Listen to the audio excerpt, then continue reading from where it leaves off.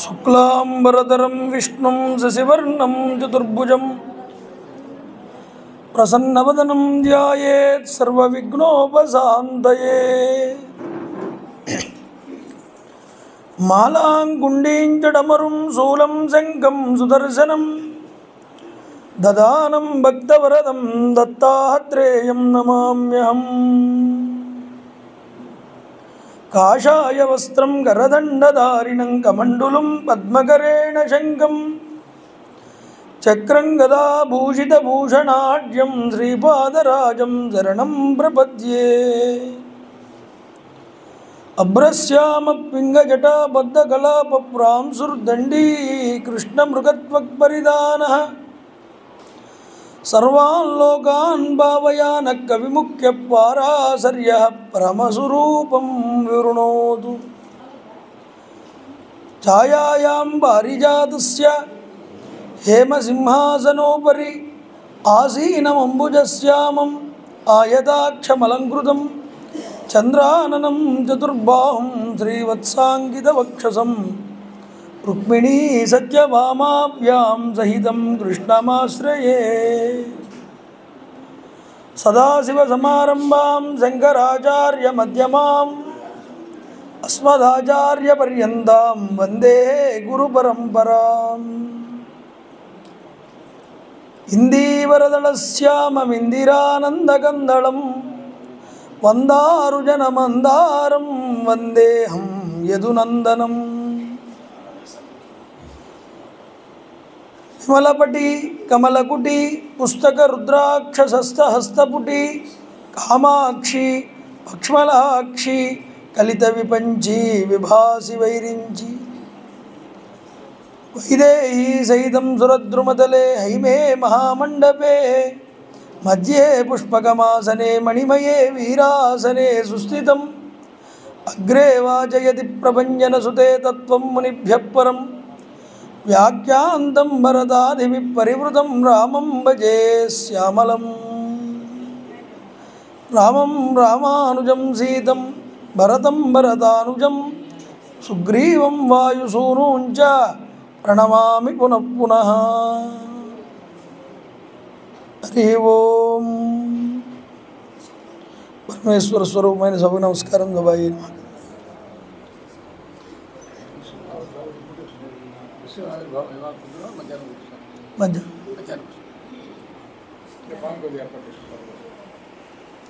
అదహతం ఉత్పత్త్యైవాభివ్యజ్యమానం భగవల్లక్షణం సామ్యోపశమవైరాగ్య ఐశ్వర్యం. వృషభదేవుడి యొక్క ఆవిర్భావ ఘట్టాన్ని నిన్నటి రోజు చెప్పుకుని ఉన్నాం.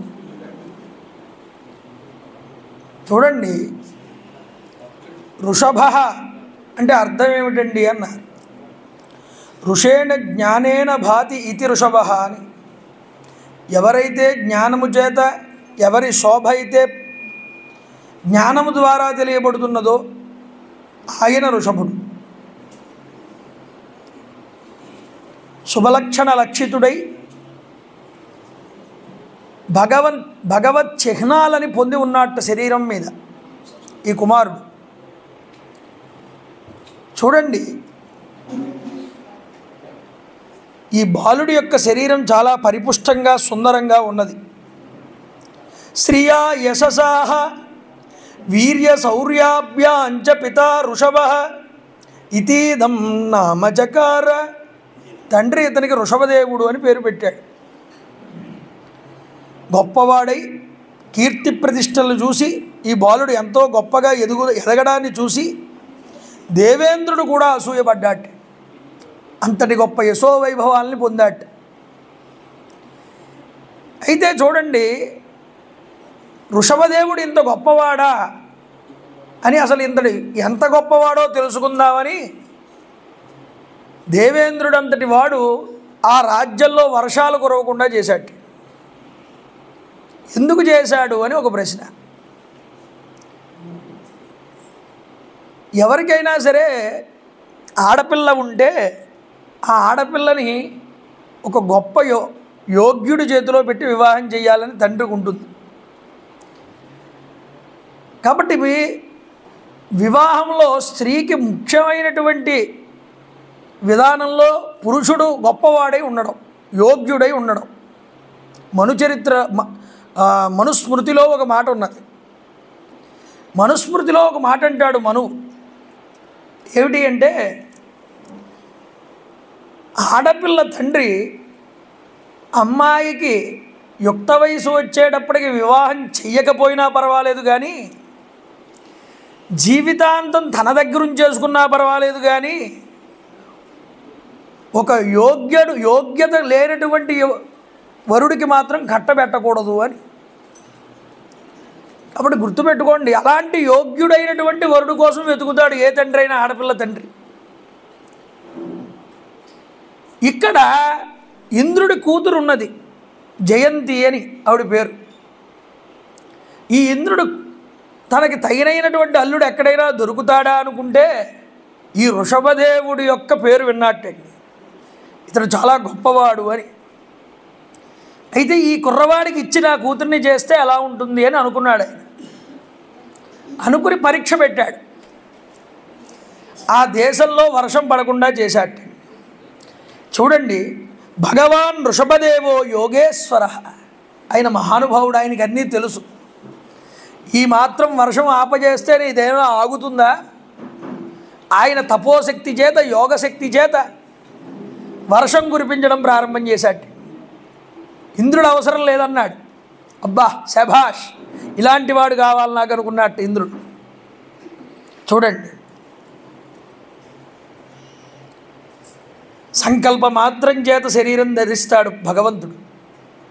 ఆ సంకల్పం నెరవేరగానే మళ్ళీ శరీరాన్ని విడిచిపెట్టి మళ్ళీ తన స్థానానికి చేరుకుంటాడు. పుత్రుడిగా జన్మించాడు నాభి మహారాజు గారికి. ఈరోజు వృషభదేవుడి రూపంలో శ్రీ మహావిష్ణువే. చూడండి, పిల్లవాడిని చూసి మురిసిపోతున్నట్టు నాభి మహారాజు గారు. గిరాస్వైరం గృహీత నరలోక సధర్మం భగవంతం పురాణ పురుషం మయా విలాసితమతి వత్స తాత ఇది సానురాగముపలాలయన్. తండ్రి, ఓ నాన్న, ఓ శిశువు, మంచి కుమారా, ఇలాంటి వచనాలతో పిల్లవాడిని లాలిస్తూ బుజ్జగిస్తూ మురిపంగా ఆ పిల్లవాడిని చూసి ఆనందిస్తున్నాడు ఈ నాభి మహారాజు. ఎంతో గొప్పగా ఇలాంటి కొడుకు నాకు, మళ్ళీ మహావిష్ణువే నాకు కొడుకుగా వచ్చాడు కదా, ఆనందపరవశుడయ్యాడు. రాజ్యంలో ఉన్నటువంటి పౌరులు అందరూ కూడా వృషభదేవుడి మీద ఉన్నంత అభిమానం నాభి మహారాజు మీద కూడా లేదన్నారు. అంత అభిమానాన్ని చూరగొన్నాడు. దశరథ మహారాజు అడుగుతాడుగా, అయ్యా మా పెద్ద కొడుకుని రాజ్య పట్టాభిషేకం చేయించాలనుకుంటున్నాను, మంత్రి పురోహిత సామంత అందరి ఆమోదం అయితే కానీ నేను చేయడానికి లేదన్నాడు. అందువల్ల వాళ్ళందరూ ఏమన్నారు, ఏకశబ్దంతో అన్నారు అందరూ, మాకు రామచంద్ర ప్రభు వారి రాజ్య పరిపాలన కావాలి అని. కాబట్టి అలాగా ఈరోజు నాభి మహారాజు గారికి తన కొడుకు వృషభదేవుడి యొక్క వైభవాన్ని చూడగానే ఆనందం వేసి, వీడు నా రాజ్యాన్ని పరిపాలించడానికి యోగ్య స్థానాన్ని పొందాడని, ఇక నా భవబంధాలు అనేటటువంటివి తీర్చుకుంటాను, నా కొడుక్కి ఈ రాజ్యాన్ని అప్పగిస్తాను. అప్పగించి ఆయన తన యొక్క వనాలకి వెళ్ళి బదరికాశ్రమానికి వెళ్ళాటండి భార్యతో కలిసి. ఈ యొక్క నాభి మహారాజు గారు తన పత్ని అయినటువంటి మేరుదేవితో కలిసి వెళ్ళాడు. ప్రసన్న చిత్తుడై తపశ్చర్య చేసి యోగ సమాధి ద్వారా వాసుదేవుణ్ణి ఆరాధించి తపస్సిద్ధిని పొందాడు, జీవన్ముక్తుడయ్యాడు. ఇక్కడ సుఖమహర్షి వారు ఒక మాట అంటారు పరీక్షిత్తుతో, నాయనా పరీక్షిత్తు, ఒక విషయం చెప్తాను గుర్తుపెట్టుకోవయ్యా. యస్య హవ పాండవేయ శ్లోక ఉదాహరంతి. ఇక్కడ నాభి మహారాజు గారి గురించి కొన్ని శ్లోకాలు ఉదాహరణగా చెప్తున్నాను విను అన్నారు. ఏమిటా మాటలు అంటే, కోను తత్కర్మ రాజర్షే నాభే అన్వచరేత్ పుమాన్ ఏమయ్యా నాభి మహారాజు గారి యొక్క యశో వైభవాల గురించి చెప్తున్నాను వినమన్నారు. నాభి మహారాజులాగా ఉదార కర్మల్ని ఆచరించగలిగేటటువంటి వాడు మరొకడు లేడుటండి ఈ లోకాల్లో. అలాంటి ఉత్కృష్టమైన కర్మలన్నీ ఆచరించాడు నాభి మహారాజు. అంతేకాదయ్యా, ఈయన చేసినటువంటి కర్మలకి, పవిత్రమైన కర్మలకి సంతోషించి శ్రీ మహావిష్ణువే అతడికి కొడుకుగా పుట్టాడు. బ్రహ్మణ్యో అన్యకుతో నాభేర్విప్రహం మంగళ పూజితా. బ్రాహ్మణుల్ని దైవ సమానులుగా పూజించాట నాభి. అలా పూజించి బ్రాహ్మణులకి భక్తుడయ్యాడు. భగవంతుడి భక్తుడు పక్కన పెట్టాడు, బ్రాహ్మణులకి కూడా భక్తుడయ్యాట. అవడమే కాదు, పుష్కలంగా దక్షిణల్ని ఇచ్చి వాళ్ళని పూజించి సేవించాడు. ఆయన బ్రాహ్మణానుగ్రహం కలిగిన వాడురా నాభి అని గట్టిగా నొక్కి చెప్పాట సుఖమహర్షి. ఎందుకండి చెప్పడం అని ఈ మాట అంటే, ఇక్కడ ఒక విషయం చెప్తున్నారు. మందలిస్తున్నారయ్యా సుఖమహర్షి పరీక్షిత్తుని అన్నారు. ఏమని మందలిస్తున్నారు అంటే, నువ్వు ఏ అపరాధం చేసి వచ్చి ఇక్కడ కూర్చున్నావో అది ఒకసారి గుర్తు చేసుకో అని. ఒక చచ్చిపోయిన పామును బ్రాహ్మణుడు మెల్లో వేసి అవమానించావుగా.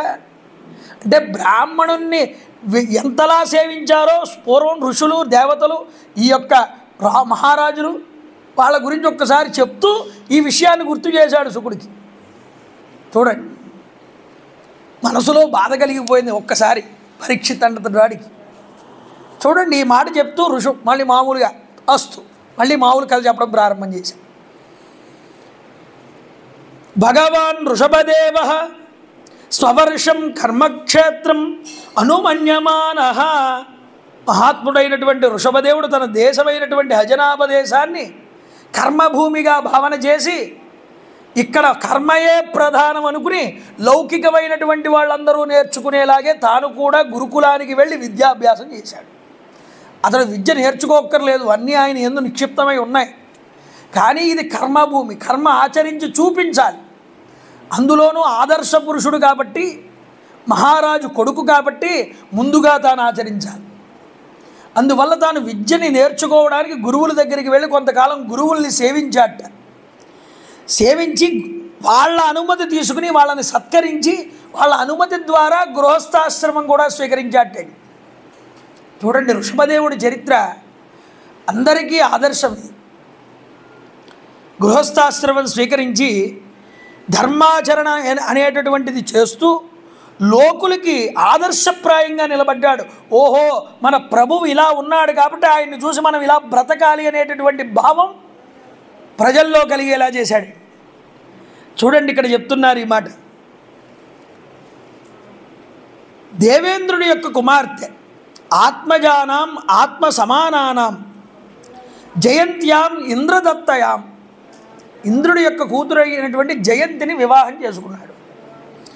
చేసుకుని శాస్త్రవిహితమైనటువంటి శ్రౌత స్మార్త కర్మలన్నీ కూడా ఆచరించాడు.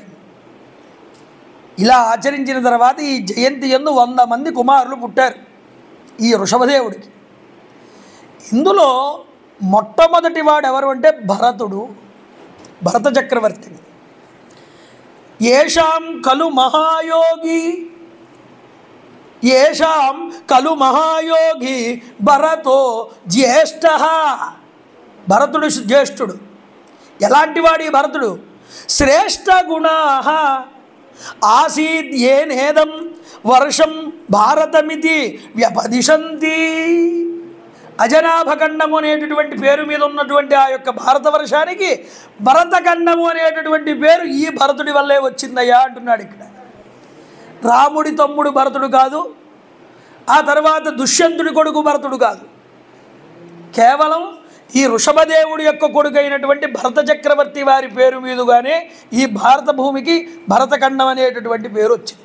అజనాభఖండం అంతవరకు దాని పేరు. చూడండి, ఇక్కడ చెప్తున్నారు ఇది. అయితే ఈ భరతుడి తర్వాత ఒక 9 మంది పేర్లు చెప్తున్నారు 100 మందిలో. చూడండి, వాళ్ళు ఎవరు అంటే ఇలావర్తుడు, కుషావర్తుడు, బ్రహ్మవర్తుడు, మలయుడు, కేతువు, భద్రసేనుడు, ఇంద్రశృక్కు, విదర్భుడు, కీకటుడు. వీళ్ళ 9 మంది క్షత్రియులయ్యారన్నాడు. అంటే రాజ్యాన్ని స్వీకరించారు. అయితే 100లో 9 మంది రాజ్యాన్ని స్వీకరించారు. పెద్దవాడేమో భరతుడు, ఆయన రాజయ్యాడు. అంటే మొత్తం 10 మంది రాజయ్యారు. మిగతా 90 మంది మిగిలారు. ఈ 90 మందిలో కూడా 81 మంది పితృ ఆదేశకరా మహాశాలిన మహాశ్రోత్రియా యజ్ఞశీలా కర్మ విశుద్ధ బ్రాహ్మణ బభూవు. యజ్ఞ యాగాది క్రతువులు చేసి అనుష్ఠాన ఉపాసనల ద్వారా వాళ్ళు బ్రాహ్మణత్వాన్ని పొందారయ్యా అన్నారు. అంటే ఇక్కడ ప్రజాపతుల యొక్క సృష్టి అండి. ఇది మామూలు మనవాంటి వర్ణాశ్రమ ధర్మాలకి సంబంధించింది కాదు. అంటే మతితో నిర్ణయించుకోవలసిన అధికారం వాళ్ళకు ఉన్నది సృష్టి ప్రారంభం కాబట్టి. అంటే వాళ్ళు జ్ఞానాన్ని మాత్రమే ఆకాంక్షించారు కాబట్టి బ్రాహ్మణత్వం సిద్ధించింది వాళ్ళకి. క్షాత్రధర్మాన్నే కోరుకున్నారు కాబట్టి ఆ 9 మంది భరతుడితో కలిపి 10 మందికి క్షత్రియ ధర్మం వచ్చింది. ఈ 81 మందికి బ్రాహ్మణత్వం వచ్చింది. ఇంకా 9 మంది మిగిలారు. 81, 10, 91, ఇంకా 9 మంది ఉన్నారు. ఈ 9 మంది ఏమయ్యారయ్యా? ఎవరు వీళ్ళు ఈ 9 మంది అన్నారు? కవి, హరి, అంతరిక్షుడు, ప్రబుద్ధుడు, పిప్పలాయనుడు, అవిర్హోత్రుడు, ద్రమిళుడు, చమసుడు, కరభానుడు అనేటటువంటి 9 మంది. ఏమంటే వీళ్ళ పేర్లన్నీ ఎందుకు చెప్పడం అని. ఈ పేర్లు తలుచుకున్నంత మాత్రాన సగం పాపాలు పోతాయి. అంతటి గొప్పవైనటువంటి పేర్లు. వీళ్ళేం చేశారయ్యా? ఈ 9 మంది ఒకళ్ళు క్షత్రియులు అయ్యారు, ఒకళ్ళు బ్రాహ్మణులు అయ్యారుగా. ఈ 9 మంది ఏమయ్యారన్నారు? ఇది భాగవత ధర్మ దర్శనా నవ మహాభాగవతా తేషాం సుచరితం భగవాన్ మహిమోపబృంహితం. గొప్పవారయ్యారు. ఎలాంటి వాళ్ళు? భగవద్భక్తులయ్యారు, భాగవతులయ్యారు. భగవంతుడి మీద అచంచలమైన దృష్టితో ఆ నామాన్ని, ఆ భజనని, ఆ యొక్క కథని ప్రతి చోట కూడా విస్తరింపజేశారు. అందువల్ల వీళ్ళు పరమోత్కృష్టమైనటువంటి స్థానాన్ని పొందారయ్యా. ఎందుకని? భగవద్ మహిమల చేత ప్రభావితులైనటువంటి వాళ్ళు వీళ్ళ 9 మంది కూడా. వీరి సచ్చరిత్రలు అనేటటువంటివి శాంతిపూర్ణములు అని. వీళ్ళ గురించి నారద వసుదేవ సంవాదం వస్తుందండి ముందర. అక్కడ చూపిస్తారు మళ్ళీ నవమస్కందం దగ్గర, కాబట్టి ఏకాదశ స్కందం దగ్గర. కాబట్టి ఏమిటి అంటే ఈ యొక్క 9 మంది ఇలా భాగవతుల కింద మారారు. ఈ విధంగా వీళ్ళ వంశం అభివృద్ధి చెందిందయ్యా. ఈ ఋషభదేవుడి యొక్క కొడుకుల యొక్క వంశం చూడండి. ఋషభదేవుడు సర్వస్వతంత్రుడు, జనన మరణాది అనర్థములనేటటువంటివి లేనివాడు అన్నారు. అసలు పుట్టడం ఏమిటి, చావడం ఏమిటి, ఆ దృష్టే ఈయన దృష్టిలో ఎప్పుడూ లేదు. అలాంటి మహావైరాగ్య సంపన్నుడు ఈ ఋషభదేవుడు. ఆనంద అనుభవస్వరూపుడు అన్నారు.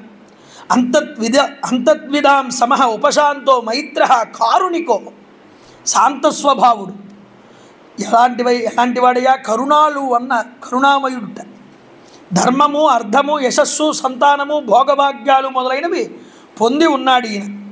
మోక్షప్రాప్తి మాత్రమే సాధనంగా చేసుకుని జీవితం సాగించేటటువంటి వాడు ఈ ఋషభదేవుడు.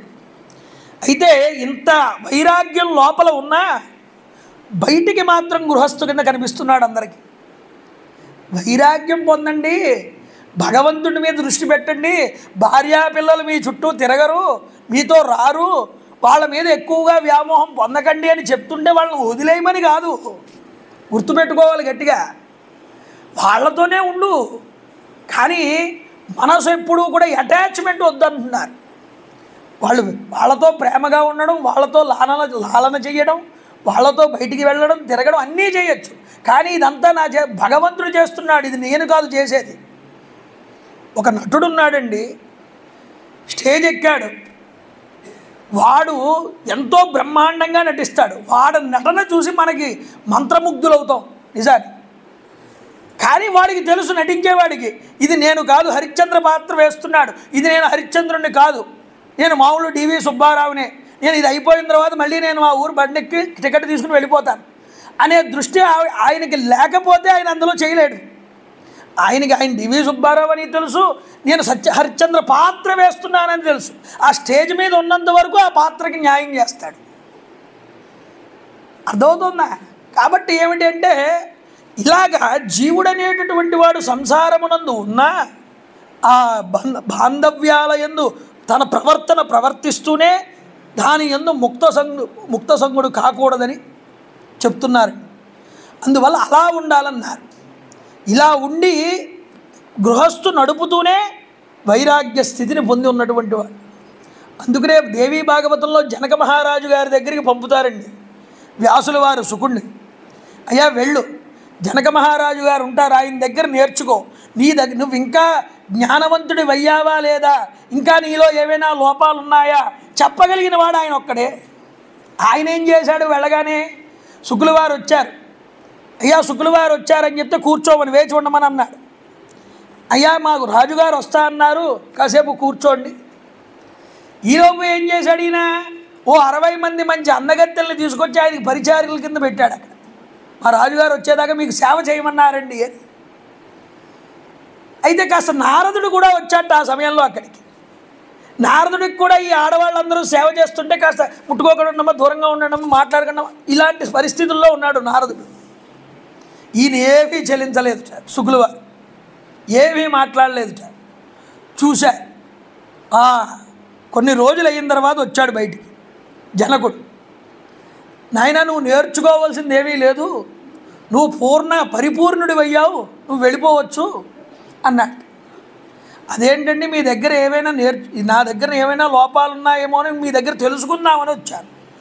ఇంకా నీ దగ్గర లోపాలు ఉన్నాయని అనుకోవడమే నీ అజ్ఞానం తప్ప నీకు అజ్ఞానం అంటూ ఏమీ లేదన్నాడు ఆయన. కాబట్టి అంతటి మహాయోగి అయ్యా నువ్వు. కాబట్టి ఆ విధమైనటువంటి విధానంలో ఉండాలి తప్ప ఏదో బయటికి బ్రహ్మ సన్యాసం తీసుకుని అన్ని ఆసక్తులు దాన్ని పెట్టుకుంటే దానివల్ల ఉపయోగం లేదురా నాయన. చూడడానికి సన్యాసం, కానీ వాడికి ఉన్న కోరికలు ఎవరికి ఉండవు. అలాంటి వాళ్ళు ఎక్కువ అవుతున్నారు కలియుగంలో. కాబట్టి ఏమిటంటే సన్యాస దీక్ష ఒక్కసారి తీసిన తర్వాత మొత్తం జీవన్ముక్త స్థితిలో ఉండాలి. ఎవరైనా పెడితే తిను, కాదనకు. అజగర వృత్తిని పాటించు.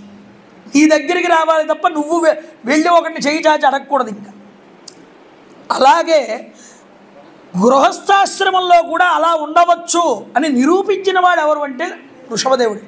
మొట్టమొదట అసలు స్వయంభువ మన్వంతరం ప్రారంభంలోనే మొట్టమొదటి వచ్చిన అవతారం ఇది. అంటే యోగులకి కూడా దిశానిర్దేశం చేసిన వాడు వృషభదేవుడు అని చూపిస్తున్నారు ఇక్కడ. చూడండి, ఈయన వేదముల యొక్క రహస్యములన్నీ ఎరిగినవాడు. 100 యజ్ఞాలు చేశాటండి, 1 కాదు 2 కాదు. అలా యజ్ఞం చేసి తన యొక్క ప్రదేశం, తన రాజ్యం అంతా తిరుగుతున్నాడు. పిల్లలకి ఇచ్చేశాడు 10 మందికి కూడా రాజ్యం. ఇక పిల్లలకి ఇచ్చేసిన తర్వాత ఊరు తిరుగుతూ ఒకసారి భరతవర్షానికి వచ్చాట. బ్రహ్మవర్తము అంటారు దీన్ని. బ్రహ్మావర్త దేశానికి వచ్చాడు. అక్కడ మునులందరూ కూర్చుని ఒక సద్గోష్ఠి చేస్తున్నారు. ఆ సద్గోష్ఠిలో ఈ యొక్క వృషభదేవుడి యొక్క పిల్లలు కూడా కూర్చుని ఉన్నారు. చూశాడు, ఆ గురువుల దగ్గర చక్కగా బోధ చేస్తున్నారు నా పిల్లలు. అయితే గురువులు చెప్పడమే కాదయ్యా పిల్లలకి బోధ, తల్లిదండ్రులు కూడా బోధ చెయ్యాలి. వాళ్ళకి ఆ యొక్క బాధ్యత ఉన్నది. అందువల్ల రాముడు వస్తాడు దశరథుడి దగ్గరికి. నాయనా రామ, నీ గురించి ప్రజలందరూ చాలా గొప్పగా చెప్పుకుంటున్నారని నువ్వు మనసులో నాకు ఇంక ఇలా ఉంటే సరిపోతుంది అనుకోకు, ఇంకా వినయాన్ని ప్రదర్శించు అంటాడు. ఎందుకంటే తండ్రిగా చెప్పాల్సిన బాధ్యత నాకున్నది. కాబట్టి తండ్రి కూడా కొడుకుకి హితబోధ చేయాలండి, ఎప్పుడూ కూడా గుర్తుపెట్టుకోండి. అలా హితబోధ చెయ్యకపోతే వాడు తండ్రే కాదు అంటాడు వృషభదేవుడే బోధ చేస్తూ. కాబట్టి కొడుకులకి హితబోధ చేద్దామని, అది కూడా గురువుల సమక్షంలో చెయ్యాలని ఆ కొడుకులందరినీ రండ్రా 100 మందిని పిలిచాడు. 100 మందిని కూర్చోమన్నాడు. ఎలాగా ఏదో ఇంట్లో కూర్చుని గుడ్డ వేసి గాయత్రి మంత్ర ఉపదేశం కింద చేయలేదండి. ఊళ్ళో ప్రజలందరినీ రమ్మన్నట్టు. పెద్ద స్టేడియంలో ఒక స్టేజ్ మీద పెద్ద మైకు పెట్టి, సౌండ్ బాక్సులు పెట్టి, మీరందరూ అలా కూర్చోండి, అందరూ అలా ఉండండి. నా కొడుకులకే కాదు చెప్తున్నది ఈ మాటలు, మీకు కూడా వర్తిస్తాయి, వినండి అన్నట్టు వృషభదేవుడు చెప్తున్నాడండి. ఒక్కొక్కసారి కొడుకు బోధకుడు అవుతాడు, ఒక్కొక్కసారి తండ్రి బోధకుడు అవుతాడు, ఒక్కొక్కసారి తల్లి బోధకురాలు అవుతుంది. భాగవతంలో ఇలా ఉంటాయండి బోధలన్నీ. 4వ స్కందంలో సునీత ధ్రువుడికి బోధ చేసింది. ఏమని చేసింది? నిన్నటి రోజు చెప్పుకున్నాం. ఆరాధయ అధోక్షజ పాదపద్మం. ఆయన ఆ అధోక్షజుడి యొక్క పాదాలని పట్టుకుని ఆశ్రయించవయ్యా. అందుకనే బయటికి చెప్పడండి, రాధాదేవిని ఉచ్చరించాడు ఎక్కడా కూడా శుకుడు. ఆరాధయ ఆరాధయ ఆరాధయ అన్నాడు. రాధా శబ్దం అందులో కలిసేలాగా చెప్పాడు. కాబట్టి ఏమిటి, ఎందుకు చెప్పడు రాధని ఎందుకు ఉచ్చరించలేదని శుకుడు భాగవతంలో. ఆయన రాధాదేవి కనుక మాట కనుక ఉచ్చరిస్తే ఆవిడని ఒక్కసారి తలుచుకుంటే వైరాగ్యంలోకి వెళ్ళి ఒక్కసారి లోపలికి వెళ్ళిపోతాట సమాధి స్థితిలోకి. ఎప్పుడైతే సమాధి స్థితిలో వెళ్ళిపోయాడో ఎప్పుడు బయటపడతాడో తెలియదు. ఇప్పుడు మరి పరీక్షిత పరిస్థితి ఏమిటి? ఆయనకి 7 రోజుల్లో ముక్తి కావాలి, చెప్పాల్సిన భాగవతం అటకెక్కుతుంది. కాబట్టి ఇప్పుడు రాధాదేవిని నేను తలుచుకుంటే ఎక్కడ గొప్ప ములుగుతుందోనని ఆయన తలుచుకోకుండానే ఆ మాటల మధ్యలోనే ఆరాధయ ఆరాధయ ఆరాధయ అన్నాడు. కాబట్టి ఆరాధయ అధోక్షజ పాదపద్మం అని ఎవరు చేశారు? సునీత ధ్రువుడికి ఉపదేశం చేసింది. ఇక ఈ 3వ స్కందంలో కపిలదేవుడు తన తల్లి అయినటువంటి ఆ యొక్క దేవహూతికి చేశాడు ఉపదేశం. అక్కడ తల్లి చేసింది, ఇక్కడ కొడుకు చేశాడే చూడండి. ఇక 5వ స్కందం ఇక్కడ ఎవరు చేస్తున్నారు? తండ్రి కొడుకులకి చేస్తున్నాడు ఉపదేశం. తర్వాత మధ్యాహ్నం వస్తుంది 7వ స్కందంలో కొడుకు చేస్తాడు తండ్రికి ఉపదేశం, ప్రహ్లాదుడు. కాబట్టి గుర్తుపెట్టుకోండి, ఇలా ఉంటాయి బోధలు భాగవతంలోనని మనకి చూపిస్తారు. అంటున్నారు ఈయన, నాయనలారా, తపోదివ్యం పుత్రకాయేన సత్వం నాయం దేహో దేహభాజాం నృలోకే. మర్త్యలోకంలో, ఈ మానవ లోకంలో ఈ శాశ్వతమైనటువంటి భోగాలు అనేటటువంటివి ఏమీ ఉండవు. ఈ శరీరమే శాశ్వతం కాదు. కాబట్టి మీరు దృష్టి దేని మీద పెట్టాలయ్యా? తపస్సు మీద లగ్నం చేయండి. ఎందుకు అంటే సామాన్యమైనటువంటి భోగాలు ఏవైతే ఉన్నాయో ఈ భోగాలన్నీ బురదలో దొల్లేటటువంటి పంది కూడా అనుభవిస్తుంది, మీకు అనుభవిస్తారు. మీకు వాటికి తేడా ఏముందయ్యా? మీరు జ్ఞానవంతులు, మీరు తపస్సును ఆశ్రయించండి అని చెప్పాడు. కాబట్టి ఎందుకో తెలుసా నాయనలారా, మహాత్ సేవాం ద్వారమాహూర్విముక్తే తమోద్వారం యోగితాం సంగి సంగం. మహాత్సేయం, మహాత్ములు ఏం చేస్తారయ్యా అన్నాడు. మహాత్ముల్నే ఆశ్రయిస్తారు. అంటే మహాత్ముల్ని ఆశ్రయించాలిట. ఎవరిని విడిచిపెట్టాలన్నారు? స్త్రీ వ్యామోహాలను విడిచిపెట్టండి. ఒక వయసు వచ్చిన తర్వాత శరీరంలో మంచి యవ్వనం అంకురించిన తర్వాత నేను అది చేసేయగలను ఇది చేసేయగలను అనిపిస్తుంది ఈ శరీరానికి. ఆ సమయంలో నీ యొక్క శరీరాన్ని స్త్రీ ముఖం వైపు తిప్పావా, సంగీ సంగం ఈ స్త్రీల వైపుకు వెళ్ళిందా పతనమైపోతారు. గొప్పదైనటువంటి సత్పురుషుల్ని ఆశ్రయించండి, వారి ద్వారా జ్ఞానబోధని పొందండి, మనస్సు భగవంతుడి మీద నిలిపి తపస్సు అనేటటువంటిది చేయడం మొదలుపెట్టండి చెప్తూ, మహాంతస్తే సమచిత్తాః ప్రశాంతాః విమన్యవః సుహృదః సాధవోయే. మహాపురుషులైనటువంటి వాళ్ళు సమచిత్తాః, సమమైనటువంటి చిత్తం కలిగి ఉంటారు. ఏమిటి సమచిత్తం? సుఖ దుఃఖాల యందు రెండింటి యందు కూడా భేదం లేకుండా చూస్తారు మహాత్ములు. కాదు మహాత్ములు ఏం చూస్తారయ్యా? సమచిత్తాః, సమచిత్తాః. మా అంటే లక్ష్మీదేవి, సమ అంటే లక్ష్మీదేవితో కూడుకున్నవాడు శ్రీ మహావిష్ణువు. సమచిత్తాః, శ్రీ మహావిష్ణువు మీద చిత్తాన్ని పెడతారయ్యా అన్నారు. సమచిత్తాః అంటే మహావిష్ణువు మీద దృష్టి పెట్టేవాళ్ళు మహాత్ములు. లేదు సుఖ దుఃఖాలన్నింటినీ కూడా సమానంగా చూసేవాళ్ళు సమచిత్తాః. ప్రశాంతతాః, వాళ్ళు ప్రశాంతంగా ఉంటారు కండి. భగవంతుడి మీద దృష్టి ఎప్పుడైతే వెళ్ళిందో వాళ్ళకి సుఖ దుఃఖాలతో అసలు పనే లేదు. నిరతిశయ ఆనంద ముగ్ధ ఘన స్వరూపులు వాళ్ళందరూ కూడా. కాబట్టి చూడండి ఈ మాట చెప్పాడండి, కుమారులారా, దేహాత్మభావం అనేటటువంటిది మనిషికి ఉన్నంత వరకు కూడా వాడు ఏం చేస్తాడు? ఈ ఇంద్రియాలని తృప్తిపరచడానికే చూస్తాడు తప్ప లోపలున్న ఆత్మని ఎరుకలోకి తెచ్చుకోలేడయ్యా.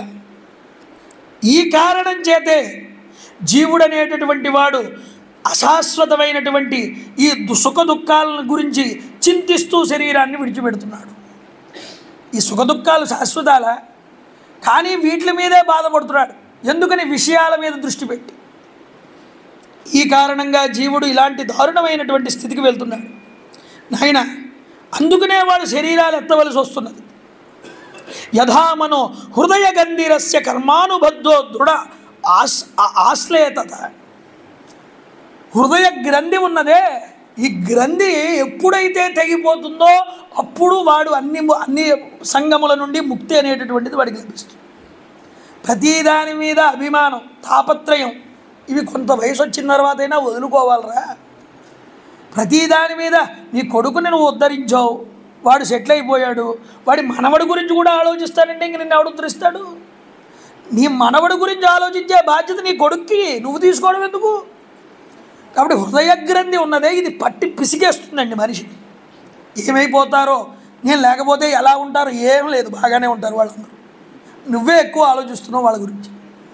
కాబట్టి హృదయ గ్రంథి, ఎందుకంటే ఒక తరం వెళ్ళిపోయిన తర్వాత నీ మనవడు వచ్చి నీ మనవడి తర్వాత వచ్చారంటే నీ ఫోటో కూడా ఇంట్లో ఉంచరు. దాని గురించి నువ్వు ఎక్కువ ఆలోచించడం అనేటటువంటిది అనవసరం నాయన. కాబట్టి వీళ్ళ గురించి నా మనవడికి, నా ముని మనవడికి, ఆ మనవడికి వీళ్ళెవ్వరూ కష్టపడకూడదు, నేను సంపాదించిన దాంతో సుఖపడాలని వెంపర్లాడుతాడు వీడు. ఈ హృదయ గ్రంథి ఏదైతే ఉందో దీనిని కట్ చేయి ముందు. ఇది కట్ చేసావా జీవుడు ఈ దాంపత్య జీవనం అనే దాని నుండి, భావము నుండి నివృత్తుడవుతాడు, వెళ్ళిపోతాడు పక్కకి, తీసిపాడేస్తాడు. వాడు చేయాల్సిన ఎంతవరకు చేయాలో ధర్మయుక్తంగా కర్మానుసారంగా అంతవరకు చేసి తప్పుకుంటాడు తేలికగా. ఎందుకంటే నిన్నటి రోజు మనకి ప్రియవ్రతుడి చరిత్రే దీనికి ఉదాహరణ అండి. రాజ్యం భూమండలాన్నంతటినీ శాసించిన వాడు తృణప్రాయంగా కొడుకులకు 7 ఖండాలు రాసిచ్చేసి ఇవన్నీ నాకు అక్కర్లేదని వెళ్ళిపోయాడు. అదే ఇక్కడ చెప్తున్నారు. చూడండి ఎలా ఉండాలైతే. హంసే గురౌ మయి భక్త్య అనువృత్య వితృష్ణయా ద్వంద్వ తితీక్షయాచ. నాయన సంసార సాగరం నుండి పడాలి అనేటటువంటి వాడు సత్వగుణ సంపన్నుడై జీవితాన్ని గడపాలరా. ముఖ్యంగా సకల ప్రాణుల యందు ఆత్మ భాసిల్లుతున్నది ఒక్కడే పరమాత్మ అని తెలుసుకోవాలి, ఎరుకులోకి రావాలి. ఇది తెలుసుకోవాలంటే ముందు తృష్ణని విడిచిపెట్టాలన్నారు. వితృష్ణయ, తృష్ణని విడిచిపెట్టన్నారు. ఏమిటయ్యా ఆశ అంటారు దీన్ని. ఈ తృష్ణ అంటే ఆశే. ఒకవంటాడు ఉమే ఆశ, నీకెంత ఆశే అని. ఆశకే చాలా ఎక్కువ ఆశ ఉందిట. ఈ ఆశపడే వాళ్ళు ఎవరయ్యా ఎక్కువగా అంటే ముగ్గురిని తేల్చారండి లోకల్లో.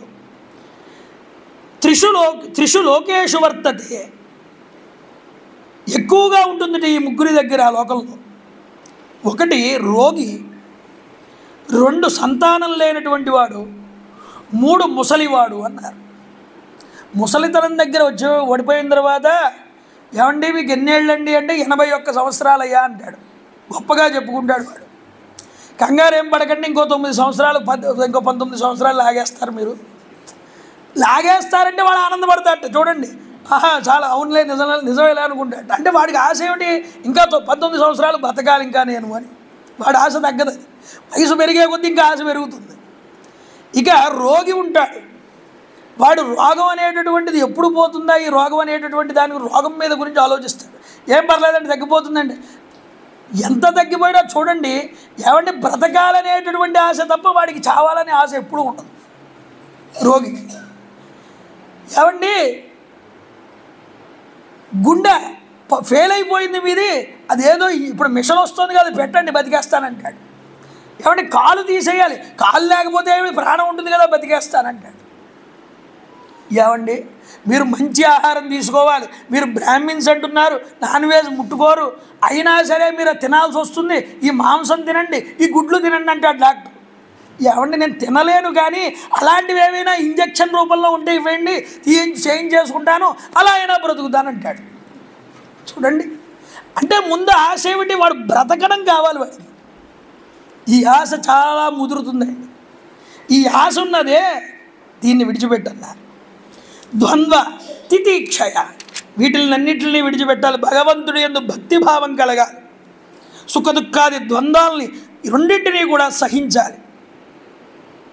ఎందుకంటే ఈ జన్మ కాకపోయినా ఇంకో జన్మ ఎత్తినా జీవుడు ఈ సుఖదుఖాలు అనుభవించే తీరాలి తప్ప వాడికి వేరే మార్గమే లేదు అన్నారు. ఇది గుర్తుపెట్టుకోండి. కాబట్టి మత్కర్మభి మత్కథయా చ నిత్యం. కాబట్టి కర్మ అనేటటువంటి దాన్ని విడిచిపెట్టి నా కథల మీద, భగవంతుడి యొక్క కథల మీద దృష్టి పెట్టండి అయ్యా. వినండి, తత్వజిజ్ఞాసులు కండి, తపస్సు చెయ్యండి, భగవత్ సేవాపరాయణులు కండి. సశ్రద్ధయ బ్రహ్మచర్యేణ శశ్వతు అసంప్రమాదేన యమేన వాచాం సర్వత్ర మద్భావ వీక్షణేన జ్ఞానేన విజ్ఞాన విరాజితేన. హవిర్భాగాలు ఇస్తారు, యజ్ఞాలు చేస్తారు. ఈ యజ్ఞాలు చేసినప్పుడు, హవిర్భాగాలు ఇచ్చినప్పుడు నేను చాలా సంతృప్తి చెందుతాను. కానీ దానికన్నా ఎక్కువ ఎప్పుడు నేను సంతోషం చెందుతానో తెలుసా? ఒక బ్రాహ్మణుడు తను బ్రహ్మయజ్ఞం చేసినప్పుడు వాడి కడుపులోకి వెళ్ళినటువంటిది ఉన్నదే ఆ అన్నం, ఆ అన్నాన్ని నేను స్వీకరించి పరమానందభరితుడు అవుతానయ్యా అన్నాడు. కాబట్టి యజ్ఞంలో చేసిన హవిస్సు కన్నా, హోమద్రవ్యం కన్నా బ్రాహ్మణుడు తిన్న భోజనానికి నేను ఎక్కువ ఇష్టపడతానన్నాడు. చూడండి, ఋషభదేవుడి యొక్క వాక్యం ఇది, సామాన్య వాక్యం కాదు. ఇప్పుడు బ్రాహ్మణుడికి ఎందుకు పెట్టాలయ్యా? బ్రాహ్మణుడికి ఎందుకు దానం చేయాలయ్యా? శ్రీ మహావిష్ణువు ప్రీతి చెందుతారట. మహావిష్ణు స్వరూపేణ, విష్ణు స్వరూపంగా భావన చేసి ఇలా చేయాలి దానం. ఇది చెప్తున్నారు ఆయన. నేను నాది అనే దాన్ని భావననే విడిచిపెట్టేయమన్నాడు. ఈ నేను నాది పోవాలి మనసులో నుంచి. శరీరం మీద కానీ గృహముల మీద కానీ దృష్టి అనేటటువంటిది ఉండకూడదన్నారు. ఈ భావనలోకి వెళ్ళండి. కాబట్టి సర్వత్రా భగవంతుడే వ్యాపించి ఉన్నాడని తెలుసుకోండిరా నాయన. ఎందుకు అంటే ఈ మాట చెప్తున్నాను, ఒకటే ఉదాహరణ ఇచ్చాడు. ఒక గుడ్డివాడు ఉన్నాడు. ఈ గుడ్డివాడు ఏం చేస్తాడు? కళ్ళు కనిపించక నడుచుకుంటూ ఒక గోతిలో పడిపోతూ, కొంత దూరంలో గొయ్యి ఉన్నది, ఆ గొయ్యలోకి వెళ్ళిపోతున్నాడు నడుచుకుంటూ. ఎవడో చూశాడు దూరం నుంచి ఆ గుడ్డివాడు, కళ్ళున్నవాడు. వాడు ఏం చేస్తాడు? వెంటనే పరిగెత్తుకుంటూ వెళ్ళి ఆ గుంటలోకి పడిపోకుండా వాడిని పట్టుకుని దారి పక్కకి మళ్ళిస్తాడు. ఇలాగే విషయ వాసనలు, విషయ సుఖాలు, విషయ భోగాలు అనేటటువంటి వాటి వైపుకు మరలిపోతున్నటువంటి వాళ్ళకి తల్లిదండ్రులు కానీ, గురువులు కానీ, భర్త కానీ, భార్య కానీ, లేకపోతే బంధువులైనా సరే వాళ్ళని ఒరే చెడు మార్గంలోకి వెళ్ళిపోతున్నావు, అలా వెళ్ళకు, ఇది మంచి మార్గం కాదు అని వాళ్ళకి హితబోధ చేసి వాళ్ళని పక్కకి తెప్పించి ఆ మార్గం నుంచి వాళ్ళకి మంచి మార్గాన్ని చూపించాలి. ఒకవేళ అలా వాళ్ళు మాట వినకపోయినా కనీసం నీ బాధ్యతగా నువ్వు చెప్పనైనా చెప్పాలి. చెప్పకపోతే నీది దోషం అవుతుంది. అందుకోసం తండ్రిగా నేను మీకు హితబోధ చేస్తున్నానన్నాడు. ఎందుకంటే లోకల్లో ఒక మాట చెప్తున్నాడండి ఇక్కడ, గురుర్న సస్యాత్ స్వజనో న సస్యాత్ పితా న సస్యాత్ జననీ న సాస్యాత్ దైవం న తత్స్యాత్ న పతిశ్చ న స్యాత్ నా మోచయేద్య సముపేత మృత్యువు దగ్గర పడిపోతున్నటువంటి వాడు చెడు మార్గం వైపుకు వెళ్ళిపోతూ ఉంటే వాడిని చూసి వాడికి హితబోధ చేసి ఒరేయ్ నువ్వు వెళ్తున్న మార్గం తప్పురా అని చెప్పనటువంటి తండ్రి ఎవడైతే ఉన్నాడో వాడు తండ్రి కాదన్నారు. కాబట్టి గురుర్న సస్యాత్, అలాంటి గురువు గురువే కాదన్నారు. స్వజనోన సస్యాత్, బంధువులు కాదురా. అంటే బంధువు అనేవాడు ఏం చేయాలి? నువ్వు పాడైపోతుంటే నిన్ను మంచి మార్గం వైపు నిన్ను తిప్పాలి. గురువేం చేయాలి? నీకు జ్ఞానాన్ని కలిగించి నువ్వు అజ్ఞానం వైపుకు వెళ్ళిపోతుంటే మంచి మార్గం వైపు గురువు తిప్పాలి. దైవం న తస్యాత్, అలాంటి దైవం కూడా దైవం కాదన్నాడు. అంటే ఏమిటి అర్థం? ఒరే ఇంద్రాది దేవతలు స్వర్గాది సుఖాలు కోరుకుంటున్నావు కానీ అవన్నీ కూడా తుచ్చమైనవి, అవి శాశ్వతం కాదు. వాళ్ళు కేవలం సుఖభోగాలు మాత్రమే ఇవ్వగలరు కానీ నీ అజ్ఞానాన్ని తీయలేరు. కాబట్టి అలాంటి దైవాలు కూడా దైవం కాదు. నిజానికి చెప్పాలంటే నీకు జ్ఞానాన్ని ప్రసాదించేవాడే అసలైనటువంటి దైవం. కాబట్టి దైవం న సస్యాత్ నా పతిర్న సస్యాత్. అలాంటి భర్త కూడా భర్త కాదన్నారు. భార్య వినట్లేదు, ఆవిడికి బాహ్య సుఖాల మీద బాహ్య విషయాల మీదే బాగా ఎక్కువ మోజు. భర్త మాత్రం వైరాగ్య సంపన్నుడై ఉంటాడు. వాడు భార్య అలాగ దారుణమైన స్థితికి వెళ్ళినప్పుడు చెప్పాలి, మంచి మార్గం కాసేపు భజన చేద్దాం రా, సాయంత్రం ఒక 5 నిమిషాలు భగవంతుడి కథ చెప్తాను విను కూర్చుని ఒక 5 నిమిషాలు, లేదా అంటే మంచి మాటలు చెప్పి మనం పాడైపోకూడదు, మనం ఈ విధంగా ఉండాలి అని నచ్చజెప్పి భార్యని తన వైపుకు తిప్పుకుని భార్యకి కూడా మంచి బోధ చేసే భర్త ఉన్నాడే వాడు అసలైనటువంటి భర్త. కాబట్టి ఇక్కడ చెప్తున్నారు. అయితే చరిత్రలో ఇలా ఉన్నవాళ్ళు ఎవరైనా ఉన్నారా పురాణంలో అంటే ఉన్నారు. కానీ ఎవరున్నారన్నారు? బలిచక్రవర్తి తన గురువు శుక్రాచార్యుడు చెప్పినా దానం ఇవ్వకుండా వదలలేదు. ఇవ్వద్దన్నాడు దానం, కానీ నేను ఇస్తాను, దానం కన్నా గొప్పది మరొకటి లేదు, పరమాత్మకి నన్ను ఆత్మార్పణ చేసుకున్నాను కావస్తానన్నాడు. కాబట్టి గురువు చెప్పినా వినకుండా చేశాడు, వినలేదు గురువు మాట. ఎందుకని? గురువు ఇలాంటి బోధ చేయకూడదు, దానం చేస్తే ఎవరైనా ఆయన దానం చేయాలరా అనాలి.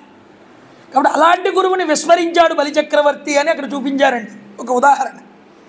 అంటే చరిత్రలో మనకి కథలు ఎందుకు చెప్తారంటే ఫలానా వాళ్ళు ఇలా ఆచరించారా ధర్మం అని మనం తెలుసుకోవడానికి. ఇక విభీషణుడు ఉన్నాడే, రావణాసురుడు సొంత అన్నయ్యైనా బంధువైనా విడిచిపెట్టేశాడు.